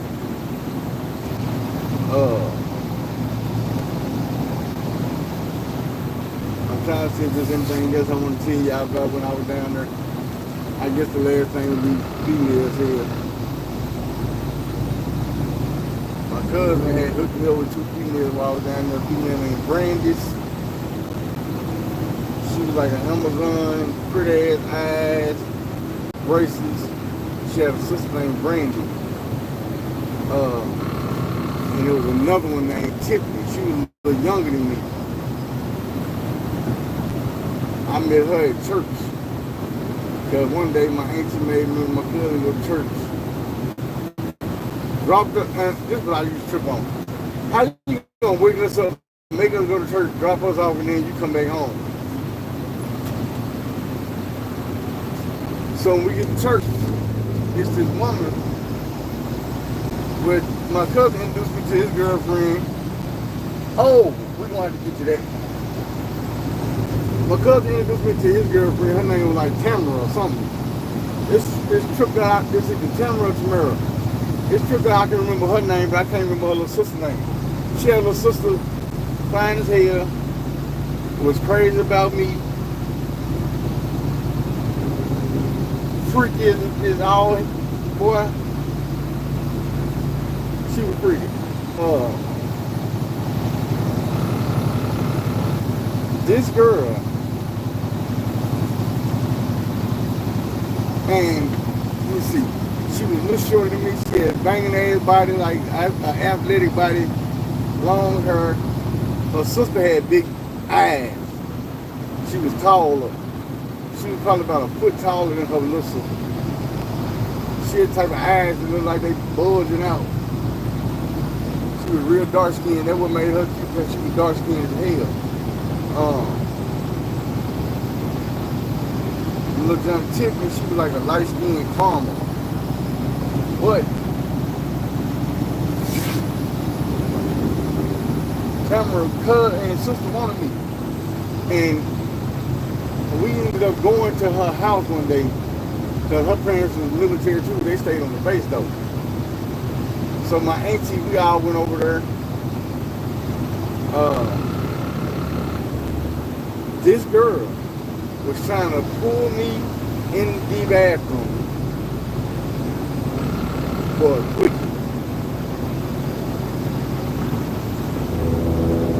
I ain't gonna lie, I was scared as hell. Fuck you, I was scared. Because I'm like, my auntie here, your mama and daddy here, your sister here, my cousin here, your aunties, your family, all y'all folks is here. I'm not to be in no damn bathroom piping your ass out. That's a little reckless.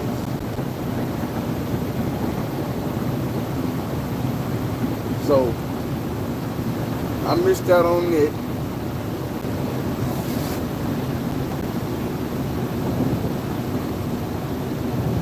I broke Tiffany. Like I said, Tiffany was a little younger than me.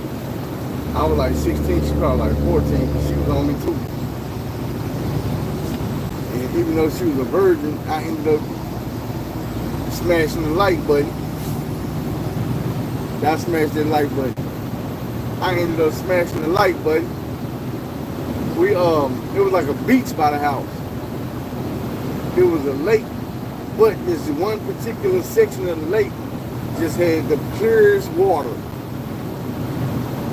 You could see fish swimming up to like, then they had white sand. Man, this was a hell of a little spot. So we told Tiffany mama we were gonna go swimming. I guess she believed we were going to a pool. She dropped Tiffany out. We went straight over to the lake. And that was she got smashed in. Picked us up in a jag, like white.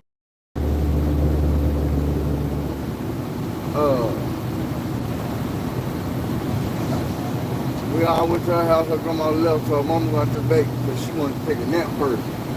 She took that nap while I was smashing on the couch.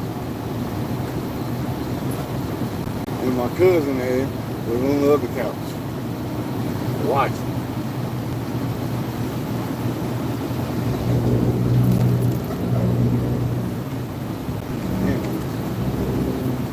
Hold on, let me know the curve.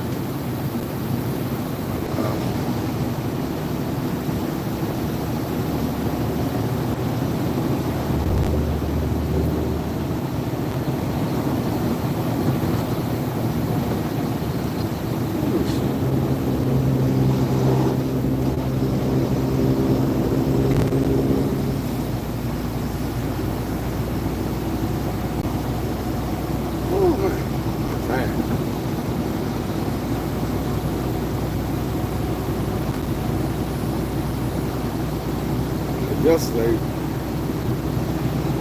I got on the phone with y'all either when I got close or when I got there.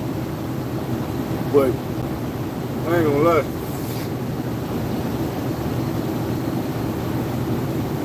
Every time I come back, well, I call my mama.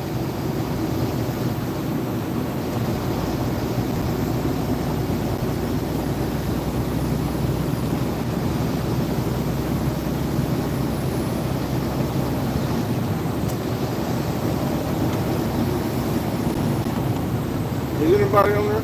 I mean, I see y'all on here, but I see anybody leaving no comments.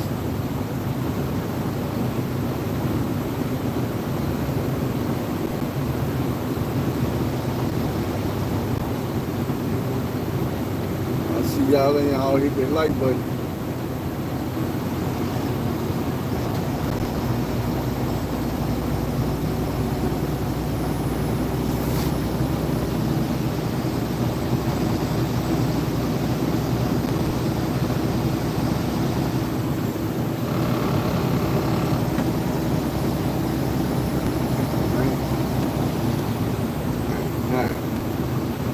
What's up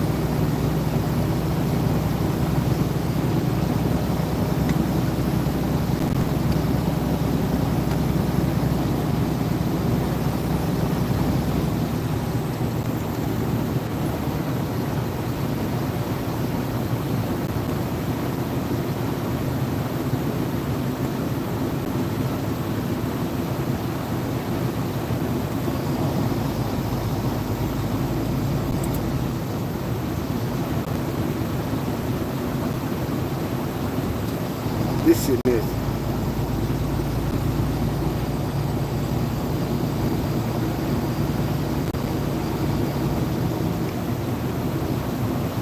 Ooh.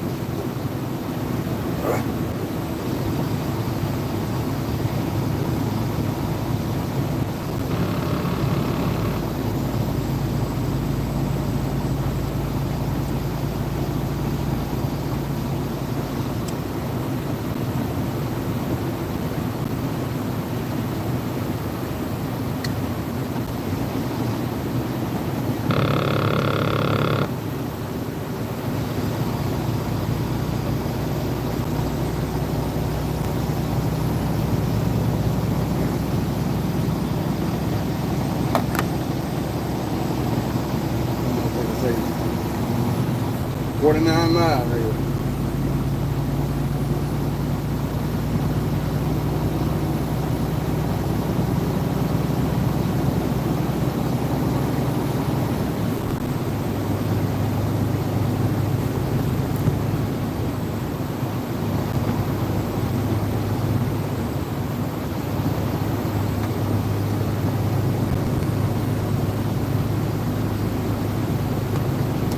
I'm trying to.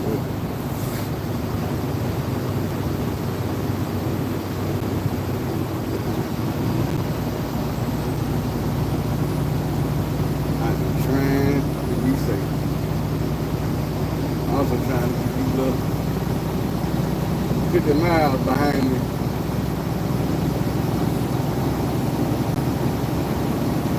It'd be a different story when I be headed back to Little Rock there. By then, it'd be late enough for me to call my mama, wake up, and tell her, talk to me. Excuse me. Conversation waking nigga up. Last night, me talking to y'all woke me up tonight.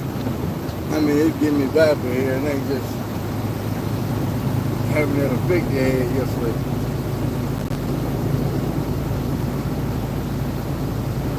Tonight, it's like I'm still fighting that shit like yesterday.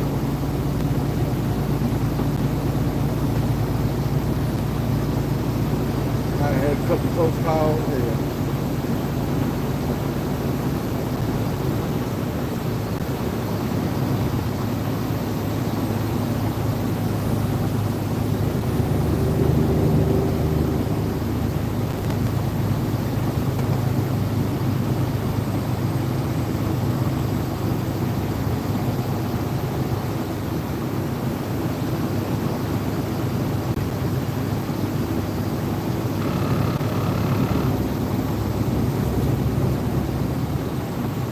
This shit happened. And I'm looking at this truck thinking, make sure I stay in my damn lane. Next thing I know, I'm going out the lane the opposite direction.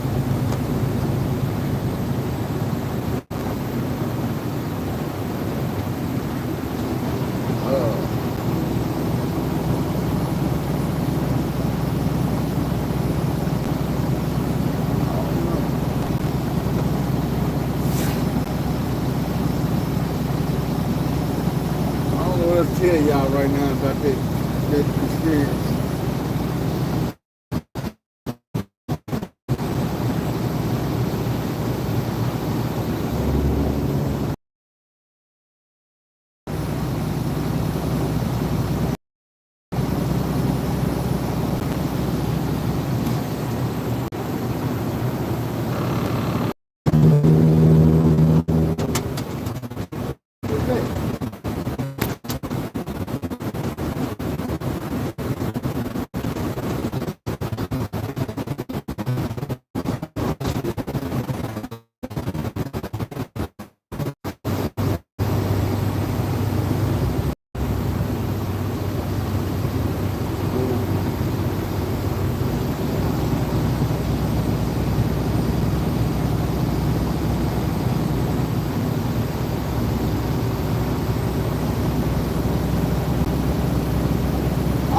I don't even know what the hell that was. I mean, I know something rattling around this bitch, but what the hell was it? I'm feeling a little bit better right now at the moment. Replying to what you just said. Nah, it sounds like somebody threw something up in here. I'm like, the hell? Y'all wanna know some trip that just happened last night?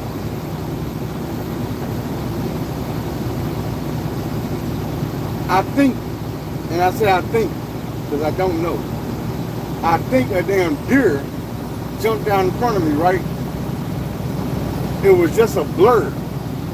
And it was up high, up here, window, not down low where the grill and shit is. And like I'm just riding, and I seen something flying like past my damn face. And I felt something hit the truck over here. On the passenger side, I could feel it like, boom. It didn't feel like it just no direct hit. I got out and looked, I ain't seen no damage. I'm chopping it up to say it was a turkey. I mean a deer. But I swear, when I seen this shit come out of nowhere, flying across the damn windshield, it looked like a damn plucked turkey with no head. I said, what the fuck? And if it wouldn't have hit the truck, I was smoking there and I was crazy. Then I was seeing shit. But I heard the mother go boom, and I felt it. Like when I heard it, I also felt a little joke. Like if somebody tried to give me a little bit of resistance. I said, what the hell? It knocked my driver's side window thing, door open. A little bit, now it open. It's like I had to grab it and reshut it.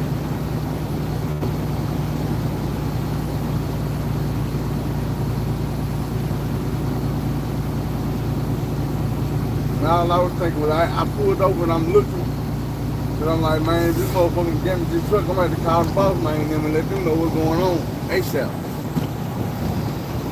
But when I got out and looked, it wasn't nothing. I started questioning my damn self, like, nigga, did you really see something? Was it crossing over Dead Man Bridge?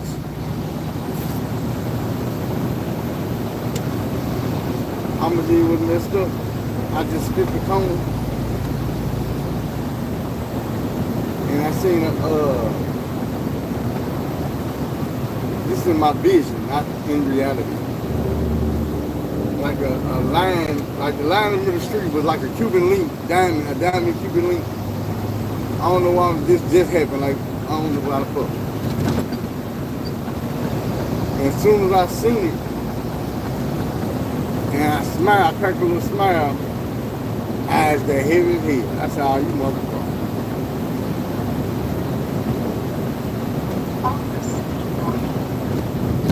You motherfuckers try to.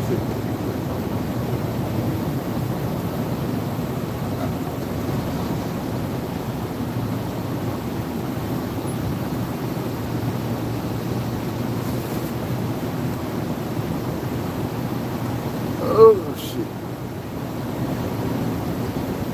Let me look at this time frame.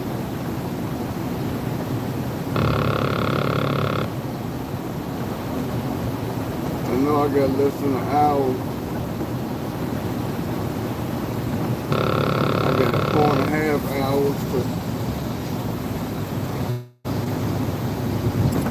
get back to Little Rock.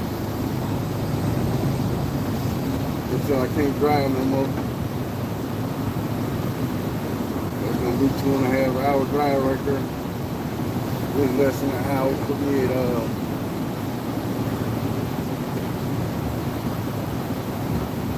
about 4.5, something like that.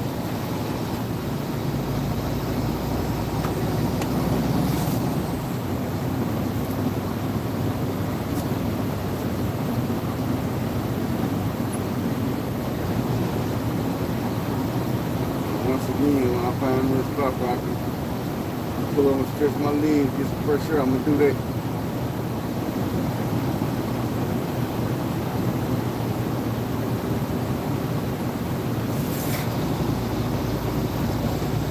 Twin Pyramid, them being nice about it. They like, Phil, if you need to pull over, hey man, when you get sleepy, you see how I was combative with it, man. I'm trying to feel a little better. I was though. But yeah, that shit didn't last long. You tell me, hey Phil, pull your ass over, nigga. You was smart, you was important. We need you, nigga. Pull your ass over.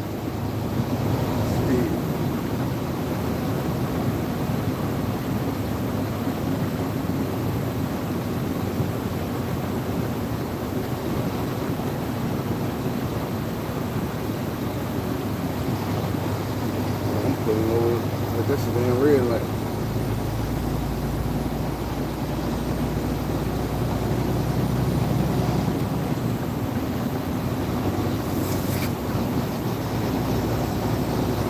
In the town now, I get on the side of the motherfucker, I get some rock, pull over, put it through it.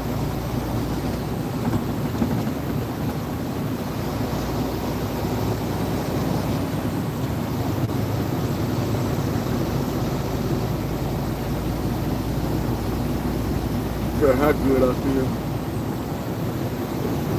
Fresh. There's a pressure button.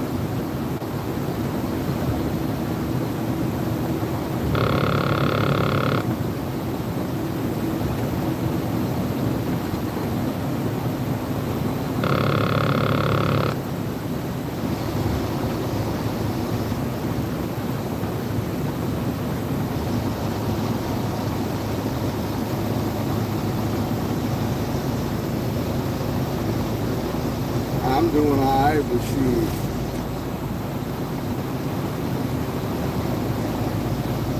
I know in my head I'm still tired.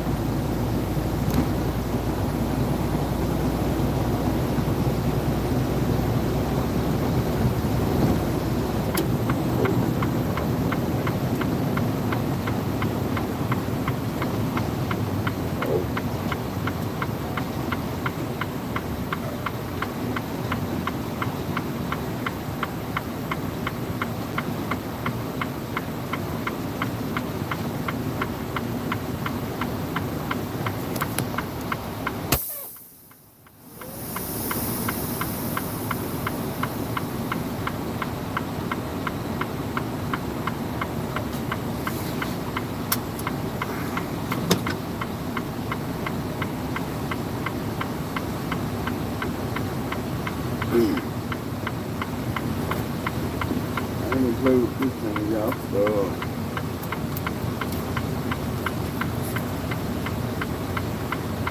get out in front of this truck and jog a little bit.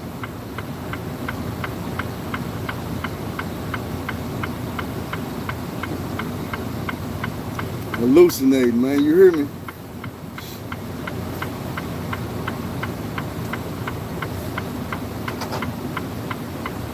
Y'all just hold this spot, man. Be right back, man. Jog down here.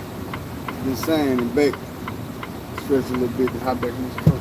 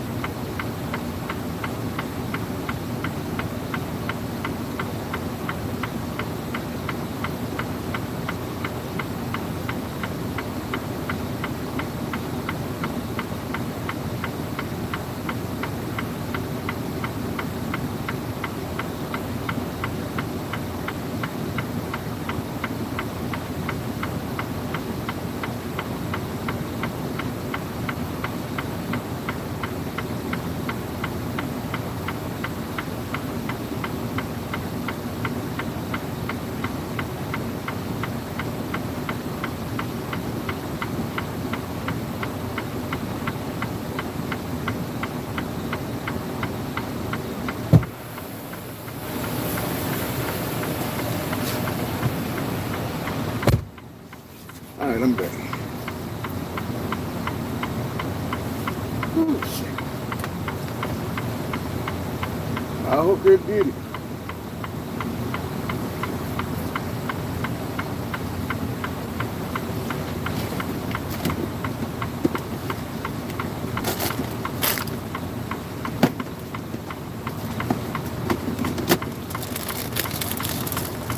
Those little bag of chips over. It's let me see. It's 45 degrees right now. I don't know why it be warm in these mountains.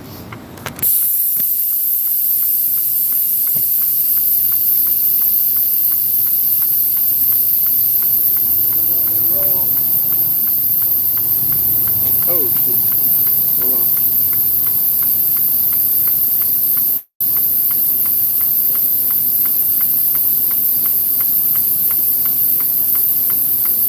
Gotta change my driver's settings. Alright, now we good.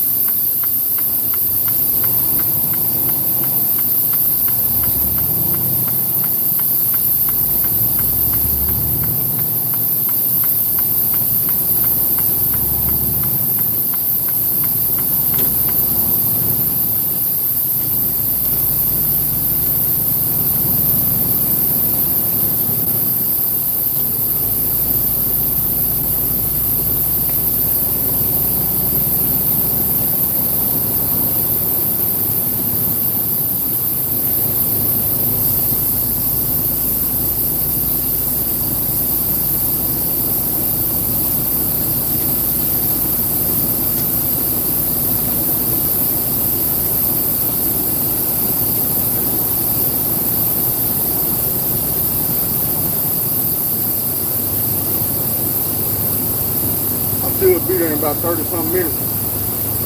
Closer to 40, but I'm moving now here. Let's go.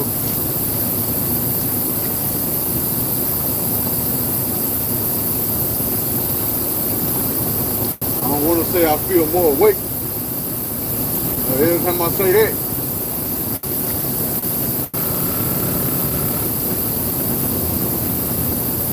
you got to crash out.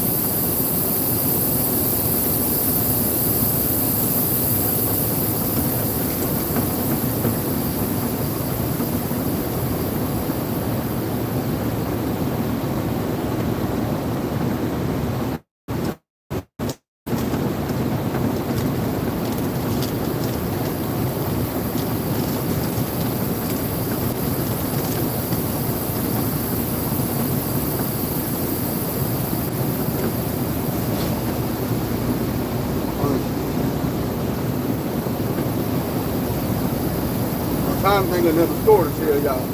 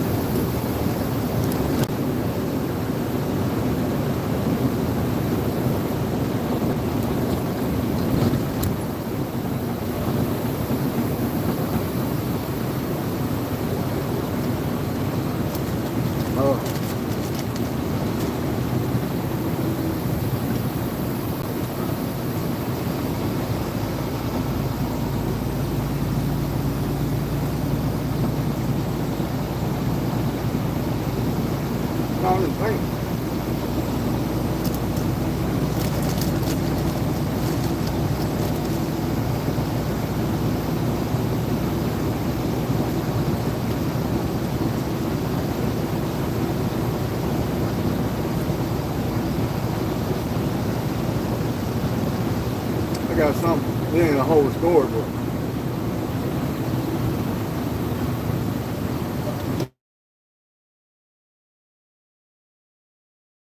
mind and women seem to think we are.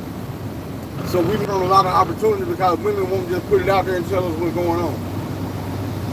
But y'all know I got locked up. I was 18. It was this fine-ass chocolate woman that worked in the county jail named Miss Phillips. Miss Phillips was one of the deputies used always put me on her cleanup crew. But the thing that stood out about Miss Phillips was, and I didn't catch on to none of this. And she maybe did put it out there, and I still didn't catch on because I thought she was playing, or not playing, but I thought she was using me to keep all the other inmates from always asking her to be on her cleanup crew, because that's what niggas do in jail. They know cleanup crew get to stay at their cell. Cleanup crew gonna watch TV at the end of the night where everybody else locked down. Cleanup crew is gonna be outside smoking cigarettes while everybody else locked down. Cleanup crew gonna get all the extra food, all the extra trays and shit. So nigga always wanna be on their cleanup crew. But she would come in, like if she just happened to be working on the door, when she walk around, I see her, I be standing at the door, she be like, oh, what's up, baby? I'm like, shit, what's up? She'll go back and get on the mic and make an announcement. Hey y'all, my name is Phillips, I'm Deputy Phillips. I don't really be playing that bullshit. Y'all ain't gotta holler at me and ask me if you can be on my cleanup crew. Nichols in cell 16, my boyfriend, that's my cleanup crew. So he gonna pick who gonna work with him and all this and that. But she used to tell motherfuckers I was her boyfriend. She used to bring me cigarette lighters and all that shit. I always put me on cleanup crew. But I wasn't the type of nigga to just assume that because you being nice to me or because you always put me on your cleanup crew that you really want to fuck with me. And I was green. Like, I'm gonna be 100, I was green too. So, I ain't know. And what I guess what had me thinking about this was, I told y'all I was listening to C-Bill the other day, and he was telling a story about the woman that liked him in old school had to tell him I ain't gonna holler at her. I ain't had no old school. I ain't had no old school nigga tell me how you feel. Man, you better get on that. But this was the killing part. After all this shit I just told y'all, the day I got transferred from jail to prison,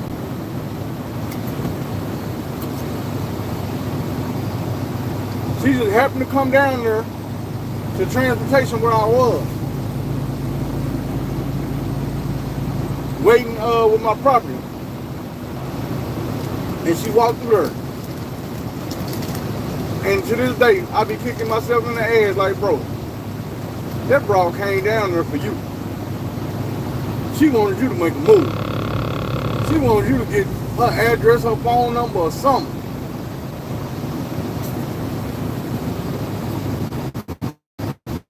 I ain't do it. She had been to me. Then she was fit to leave kind of jail. She didn't want to be no deputy. She said she wanted to be a state trooper.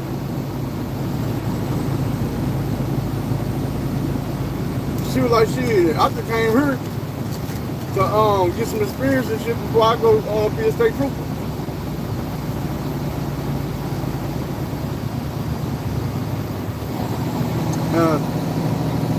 If I told y'all I don't be thinking about that woman, I'll be a damn liar.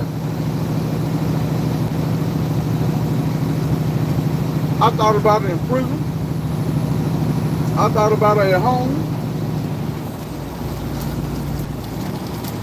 I never did know or couldn't remember her first name. So I couldn't just look up on Facebook.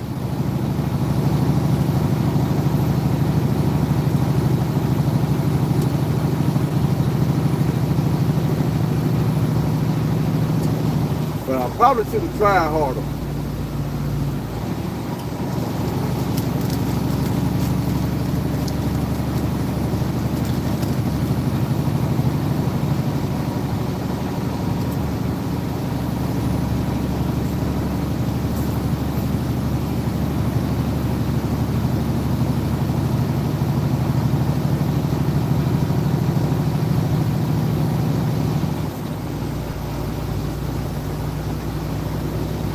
one deputy, I ended up, like, I say ended up because I didn't know what I was doing. In a relationship, kind of. We was on some freaking nasty shit.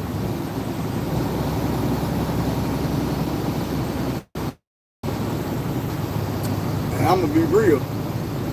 It started in one of them Facebook groups where everybody was on some freaky shit. And since we had already basically knew each other, like that was one of my females in jail too. But like I said, we was in jail. And I was green. And that's the one where people was actually telling me, "Oh, nigga, that's your girl. Nigga, you know like you." The same when I was somebody wrote me up and got me locked up. That's how I ended up finding out. And she was telling me, she was like, "Nigga, I ain't even write you up. That was a request form." And I was like, "Well, you know, I didn't know. I ain't never been wrote up before, so shit. I ain't know what the hell the shit was, what it looked like." But me and her, we just started out sex. And just kept having sex. And one day, like,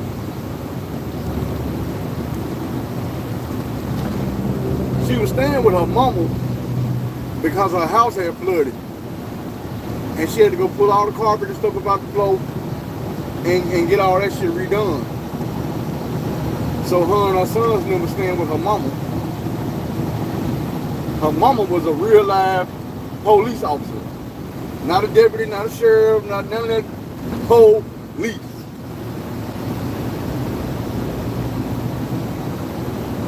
We was riding around one day and we ended up going to her house. Not her mama's house, but her house. And there was an air mattress on the floor in the living room. And we went in there and tore that motherfucker up. I'm talking about from the front to back, to side, on some UGK shit. And 16 switches. She put me to sleep. I ain't gonna lie. I was in there resting face. She like, she gotta go handle some business. I'm in there knocked out. I thought I heard her come back. But she ain't say nothing to me. And I ain't moved. I was tired. She put it on me. So about an hour later, I heard her come back again. This time, she coming up where I'm at.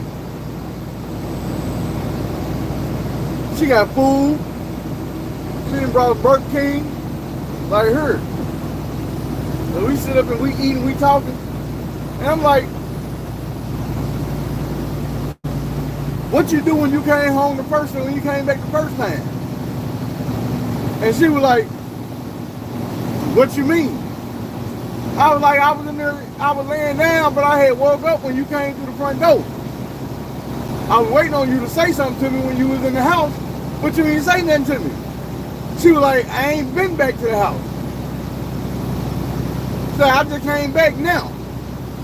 I'm like, You came through that front door. I heard the key go in the door.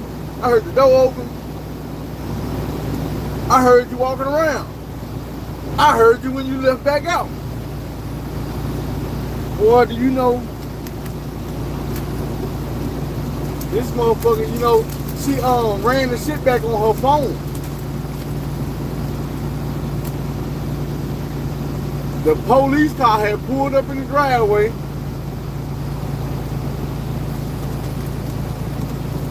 And it was her mama. And came in the house and seen me laying in the living room, butt ass naked, no cover.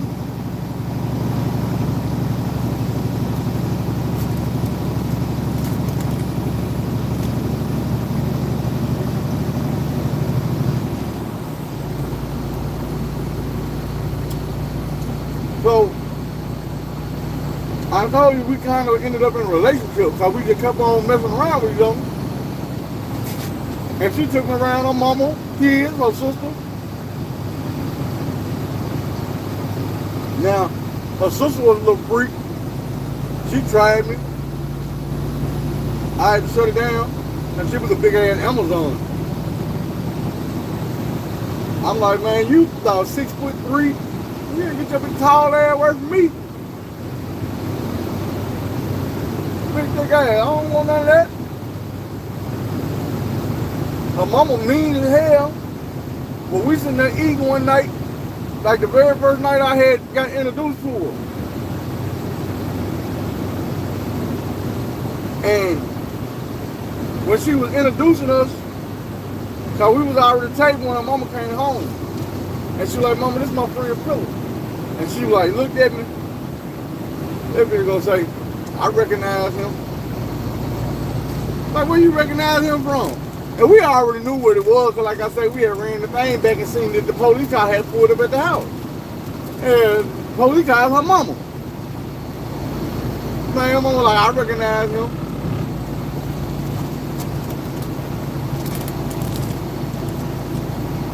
I don't get it birds too easy, but I swear I was a bird. I was a bird. Like, man, this motherfucker see my booty and everything. I ain't gonna lie. This motherfucker had me knocked out. I'm gonna lay on my stomach. Like this.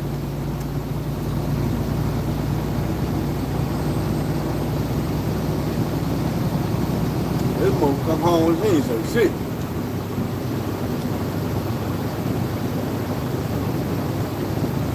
I'm glad Mama had enough sense to realize that I was supposed to be there. So what if she'd have walked in that house and assumed that I had just broke in and pulled the Goldilocks, decided to get comfortable and lay down, go to sleep.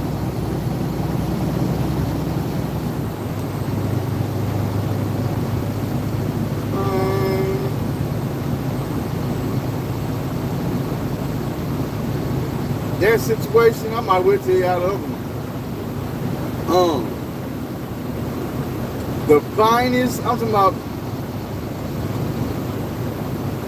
the finest female that worked in the county jail while I was there.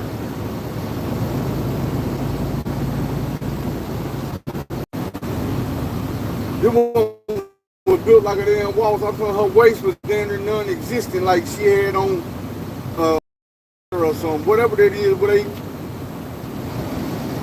the waist trainer. But she wasn't wearing no waist trainer. This was how she was built.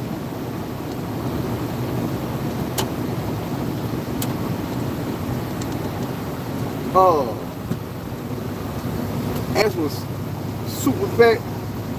She pretty as hell in the face, soft spoken, you know what I'm saying? And every dude that was locked up wanted this woman. Every dude that worked at this jail that wasn't her brothers, because she had like 4 or 5 brothers that worked at this jail, wanted this woman. And one of them got her. 2 of them. I was number 2. And I guarantee you, I can tell this story to so many people that I was locked up when they were like, Phil, you lying, bro. You ain't get her. I know you ain't knocked that off. Because everybody wanted it like that. The other one that got it was a deputy named Poole. He married her. Turn my heat up a little bit. Oh.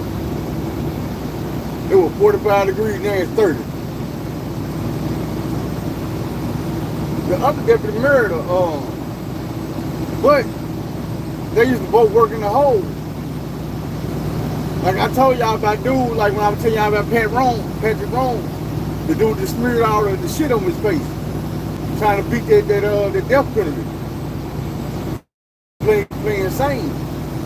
But she used to work back there too. Like when I went to West Side, when I was in that cell, that's when I used to be laying on the floor at night, reaching up there, hitting the button, holding the conversation with her all night. You know what I'm saying? Me, I just ended up being a tender dick, talking to her, loving it, because I'm just talking to her. And she in there using me to pass her damn night by because she in the hole. Ooh, that shit was loud. Boy, that nigga heart attack. But, you know what I'm saying? Yeah, she using me to pass her time because she in the hole. And what she would do is, she would always help them run through their little pack they just bought. So, long as they there, they blowing. And then when it's time for them to leave, she be went through their shit with them, so they try to get a little bit on the way out the door. Boom. Homie will bust a play, I'll bust a play. Homie bust a play, I'll bust a play. Homie bust a play, I'll bust a play. So we making his money all day long. One day, I walk in there in her bedroom and I see the deputy. I say, damn, this bitch look familiar. Now you gotta think about it like this. I done went did 7 years in the junk. I done been home about 2 years, so it's been about like 9 years since last time I seen this woman. And she don't got that little waltz waistline no more. She ain't fat, but her body done changed. She thick now, like ass done got fatter, thighs done got thicker, and her waistline done turned into a normal woman's waist. It ain't some shit that you look at like, what the fuck? She still, like, face still pretty, smile still pretty, hair still done. She do not look right sitting in this house with this white woman. My homeboy baby mama is white, her mama is white. And she older. These two motherfuckers is best friends though. Like she's more best friend with her than any of these white people that come through here and get this work. And all this time, I'm not even knowing that deputy fuck with the work. But I go down there and I serve the mama, which I really was serving the deputy, didn't know it. I go down and I serve mama, and I go back in the back. And I'm like, I'm talking to my guy, and I'm like, hey, bro, nigga, is old girl last name? And he like, no, her last name, who? I say, what the fuck, she married that nigga? He like, what you mean, bro? I'm like, bro, she used to work at the county, and she used to fuck with this nigga that worked at the county, and that was his last name. Who? Poole. She was like, and he was like, hell yeah, that's how you spell it too. That's how you spell her last name. I say her last name used to be, and I said what her last name used to be. He was like, shit, I don't know. So he was like, man, I'm gonna go ask baby mama. I'm like, nah, don't do it here, bro. But damn, I need to find out. I said, she be on there? He was like, hell yeah. It don't look like. I said, man, I'ma knock that. He was like, nigga, you crazy as hell. You ain't gonna knock that. When I tell you, this nigga must have went in there and told his baby mama, Phil say he know her, he gonna knock that. Man, bro, called me down and gave me a speech. You better stay away from my homegirl. Talking about she ain't gonna fuck with no motherfucker like you. She got a husband. She got a good job. She don't fuck with motherfucker like you. You motherfucker. And I'm like, bitch, you sitting over here, then had a whole goddamn glass of ice water, and you sitting talking shit to me like I'm not shit. Bitch, you bitches around here goddamn me drinking more ice water than a little bit. And you talking about I ain't shit? But she really landed on thick like, nigga, you can do what you want to do. You can try what you want to try. She ain't going. Like, that's what she was saying. Like, my homegirl ain't going like that. She ain't even to fuck with you and all this. Man. About a month later, she slipped me her phone number like, hey, call me. your homeboy and do this because she gonna find out and start hating. She was like, so what's going on between me and you is between me and you. I'm like, all right, babe. So she was like, look, sometimes I'm gonna hit you up and I'm gonna need you to meet me somewhere away from my house and take care of me. You know what I'm saying? And I got you. I'm like, babe. So the first couple times she hit me up, I just served her a little ice water, you know what I'm saying? Took her money, 50, 100, whatever it was. About the third time, I told her, I'm like, hey, you really can keep this money. I want some help. And so what you talking about? I told her, man, look, you must have remember me from the county jail, but I'm like around 2000, man. I used to be in the hole. Back before you got married, we used to be on the intercom chopping it up. I said, man, I've been on that.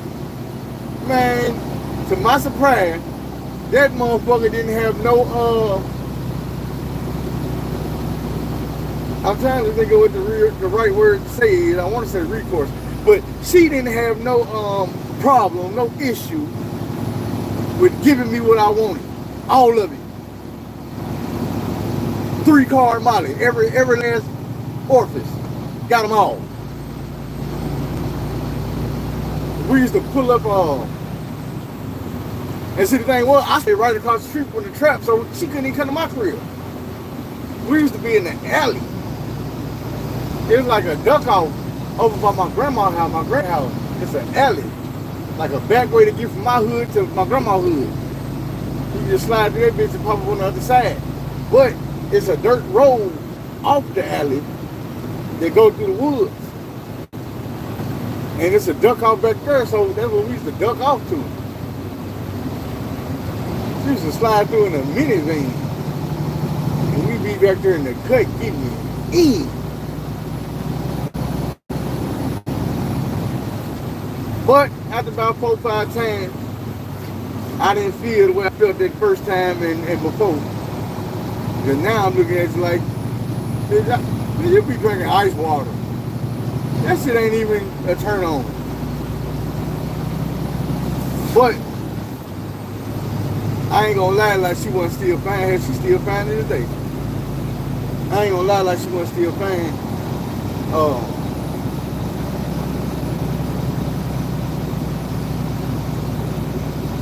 It is what it is. I was young, fresh out of prison, and I was like, shit, well, I'm scratching them off the list. All the deputies I wanted when I was in jail, I came home and got their ass. Except the one I really wanted the whole time. That's what messed me up. Miss Philup. I did not want her just on some sexual.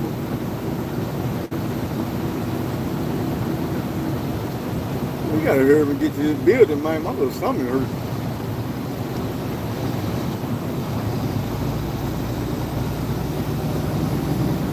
And I know that's a trip, man. That's how God make things work, but I ain't never seen that woman since I got transferred from the county jail. And that's the one I wanted to see. Out of the women in the county jail I used to deal with like that, there was one more. And I never did, you know what I'm saying, get to reconcile with her. We talked when I got out of jail over the phone, over Facebook and shit. And she was telling me that she wanted to give it to me. But it never did happen. I guess I ain't want it bad enough. But to be fair, at the time that was going on is the time I was messing with the person that I said I ended up in a relationship with. Basically, hell, we never came together and like, hey, let's be together. But shit, once you just start hanging with each other every day and you can introduce me to your kids and my mama know who you is and your mama know who I am and the neighbors see me coming and going,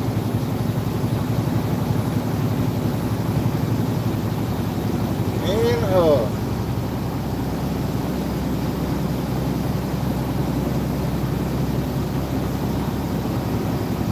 man, I got to hear this place, man. My stomach ain't right.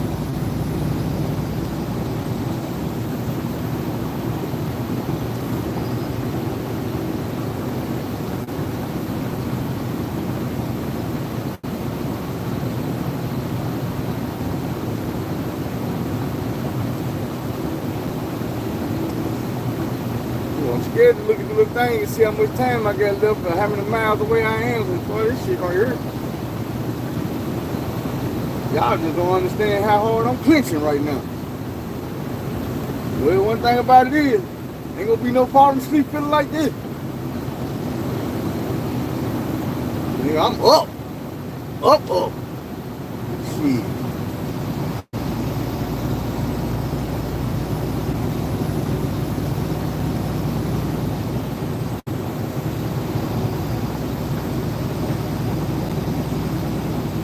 Oh shit.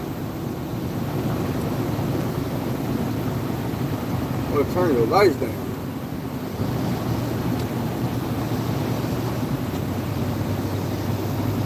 Oh shit. One of you motherfuckers laugh at me. It's going down. Oh shit.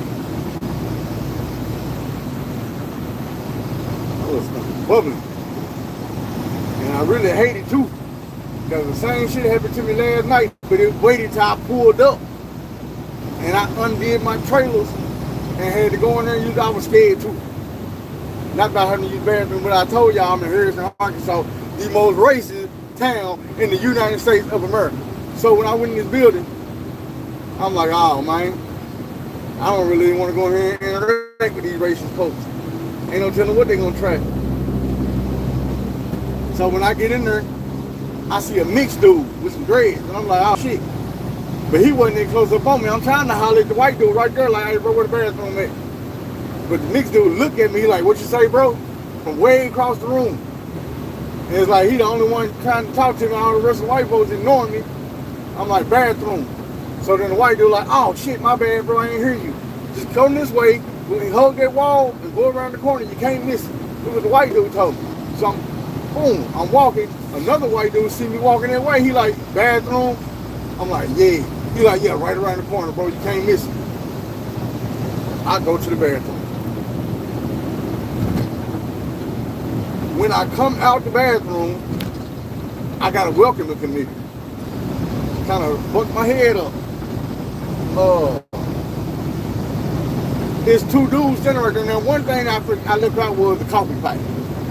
Everybody was telling me, go around there, you're going to see the coffee pipe, pass the coffee pipe, boom, right there. So when I come out the door to the bathroom, there's like 2-3 dudes standing there welcoming committee at the coffee pipe. And this is why I say welcoming committee, because the dudes that standing at the coffee pipe asked me like, hey bro, you need some coffee? And I'm like, huh? I just came out the bathroom, you standing there offering me some coffee? I'm like, nah bro, I'm good, thank you though. And it was just out of reflex. As I'm walking out, I'm thinking to myself, damn, maybe I do need a cup of coffee, wake my ass on up. I'm probably gonna get me a cup tonight. This is my job. I ain't gonna be afraid of these folks. We gonna be friendly up in this bitch.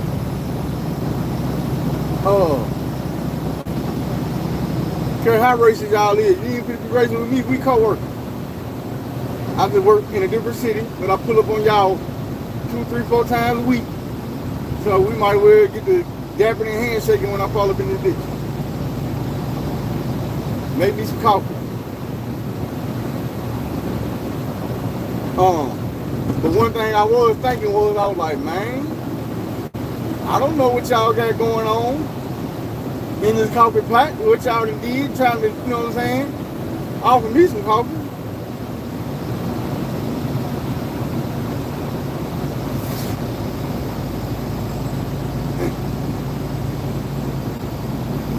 Hold on, y'all. Let me look.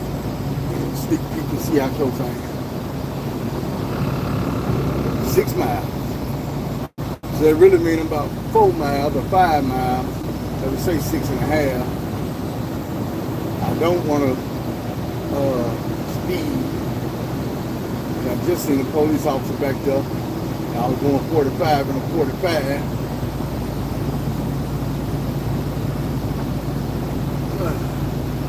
But nigga's stomach still tight around her.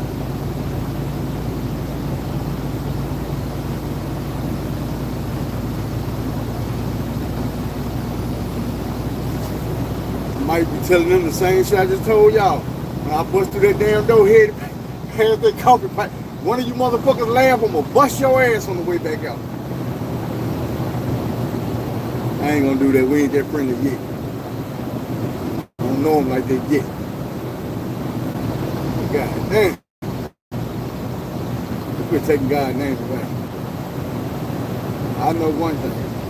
I'm gonna pull up, park this truck, put that junk in rest mode, and I'm headed to the junk. Headed to the loop, to the toilet, to the bathroom, to the throne, whatever you want to call it. Then I come back out and start doing my job. I got to go do my duty first.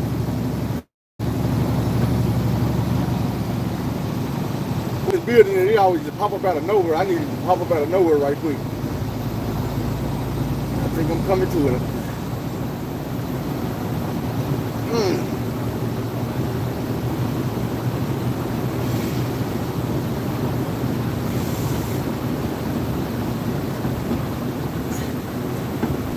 This shit tricky, y'all. Because it feel like I got a park. I want to, but I ain't no damn dummy. I'm not no dummy. I lean to the side, cock your leg, and try to let something go. I think it's on all comes. We just gotta deal with it. Oh, speed limit change to 55. You crank it up, crank it up.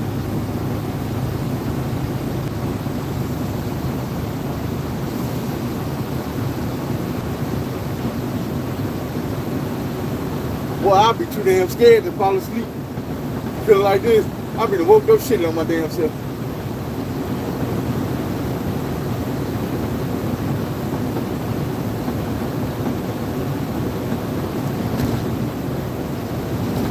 Ooh. Oh, man. I just thought, what if the gate ain't open? Sometimes I had to get out with my ID badge and flash the badge to open the gate up. It ain't like the Little Rock terminal where I can just let my window down and flash the badge on the pole. On this one, I got to actually get out, walk around the truck, hit that mug, walk back around, hop back up in the truck, drive through the fence. In Little Rock, we got a lift gate.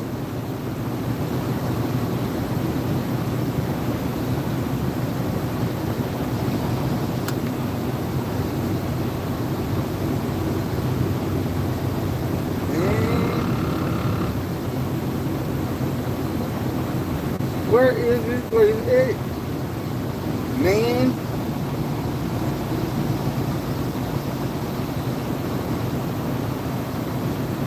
This is around the corner. Is that it?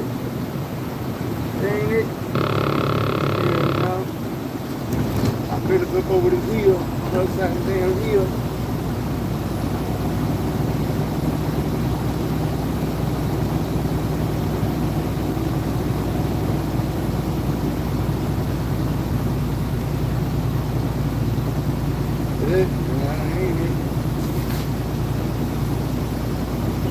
Check it in.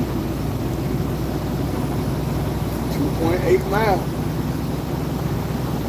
But that thing be off though, for some reason.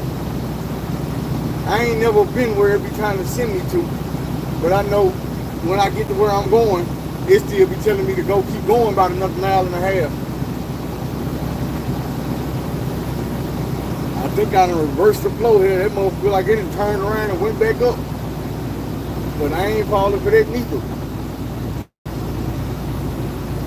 I'm gonna park this damn truck and run to the bathroom. Look around the damn corner. I don't want to miss my bill.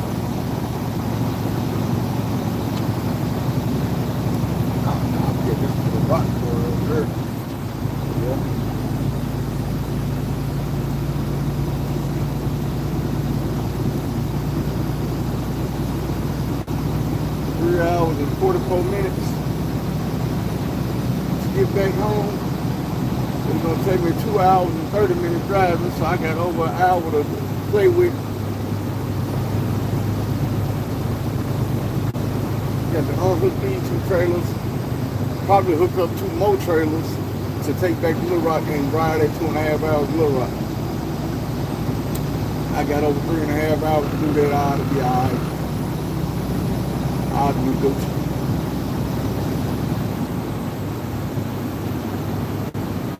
The damn church sign just lit up blue. I thought there was a police.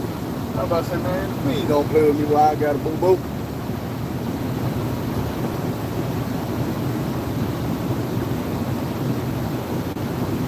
Hey, y'all, check it out. Why I be thinking about, you ever seen the jokes? There you go. You ever seen the jokes, like the pranks when they be using the fart spray? Why was I thinking, man, I need to get me a thing of that fart spray?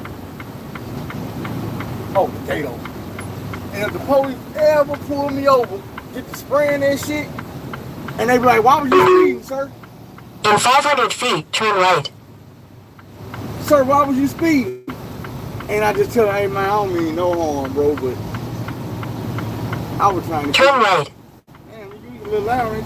I was trying to get home to the bathroom, bro. I gotta use bathroom, and I ain't gonna lie, bro. Soon as you hit them blue lights on me, I shitted on myself, bro. I'm so embarrassed. Oh, he gonna really say, man, I smell it too. Ooh, you stink. In a quarter mile, turn left onto US 65 North. Like, bro, I'm gonna let you go.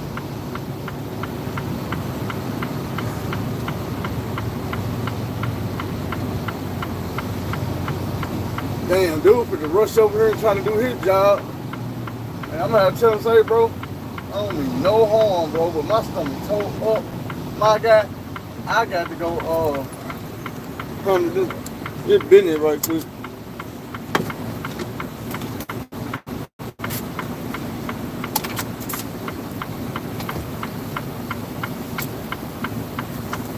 Yeah, but hit y'all back. We out.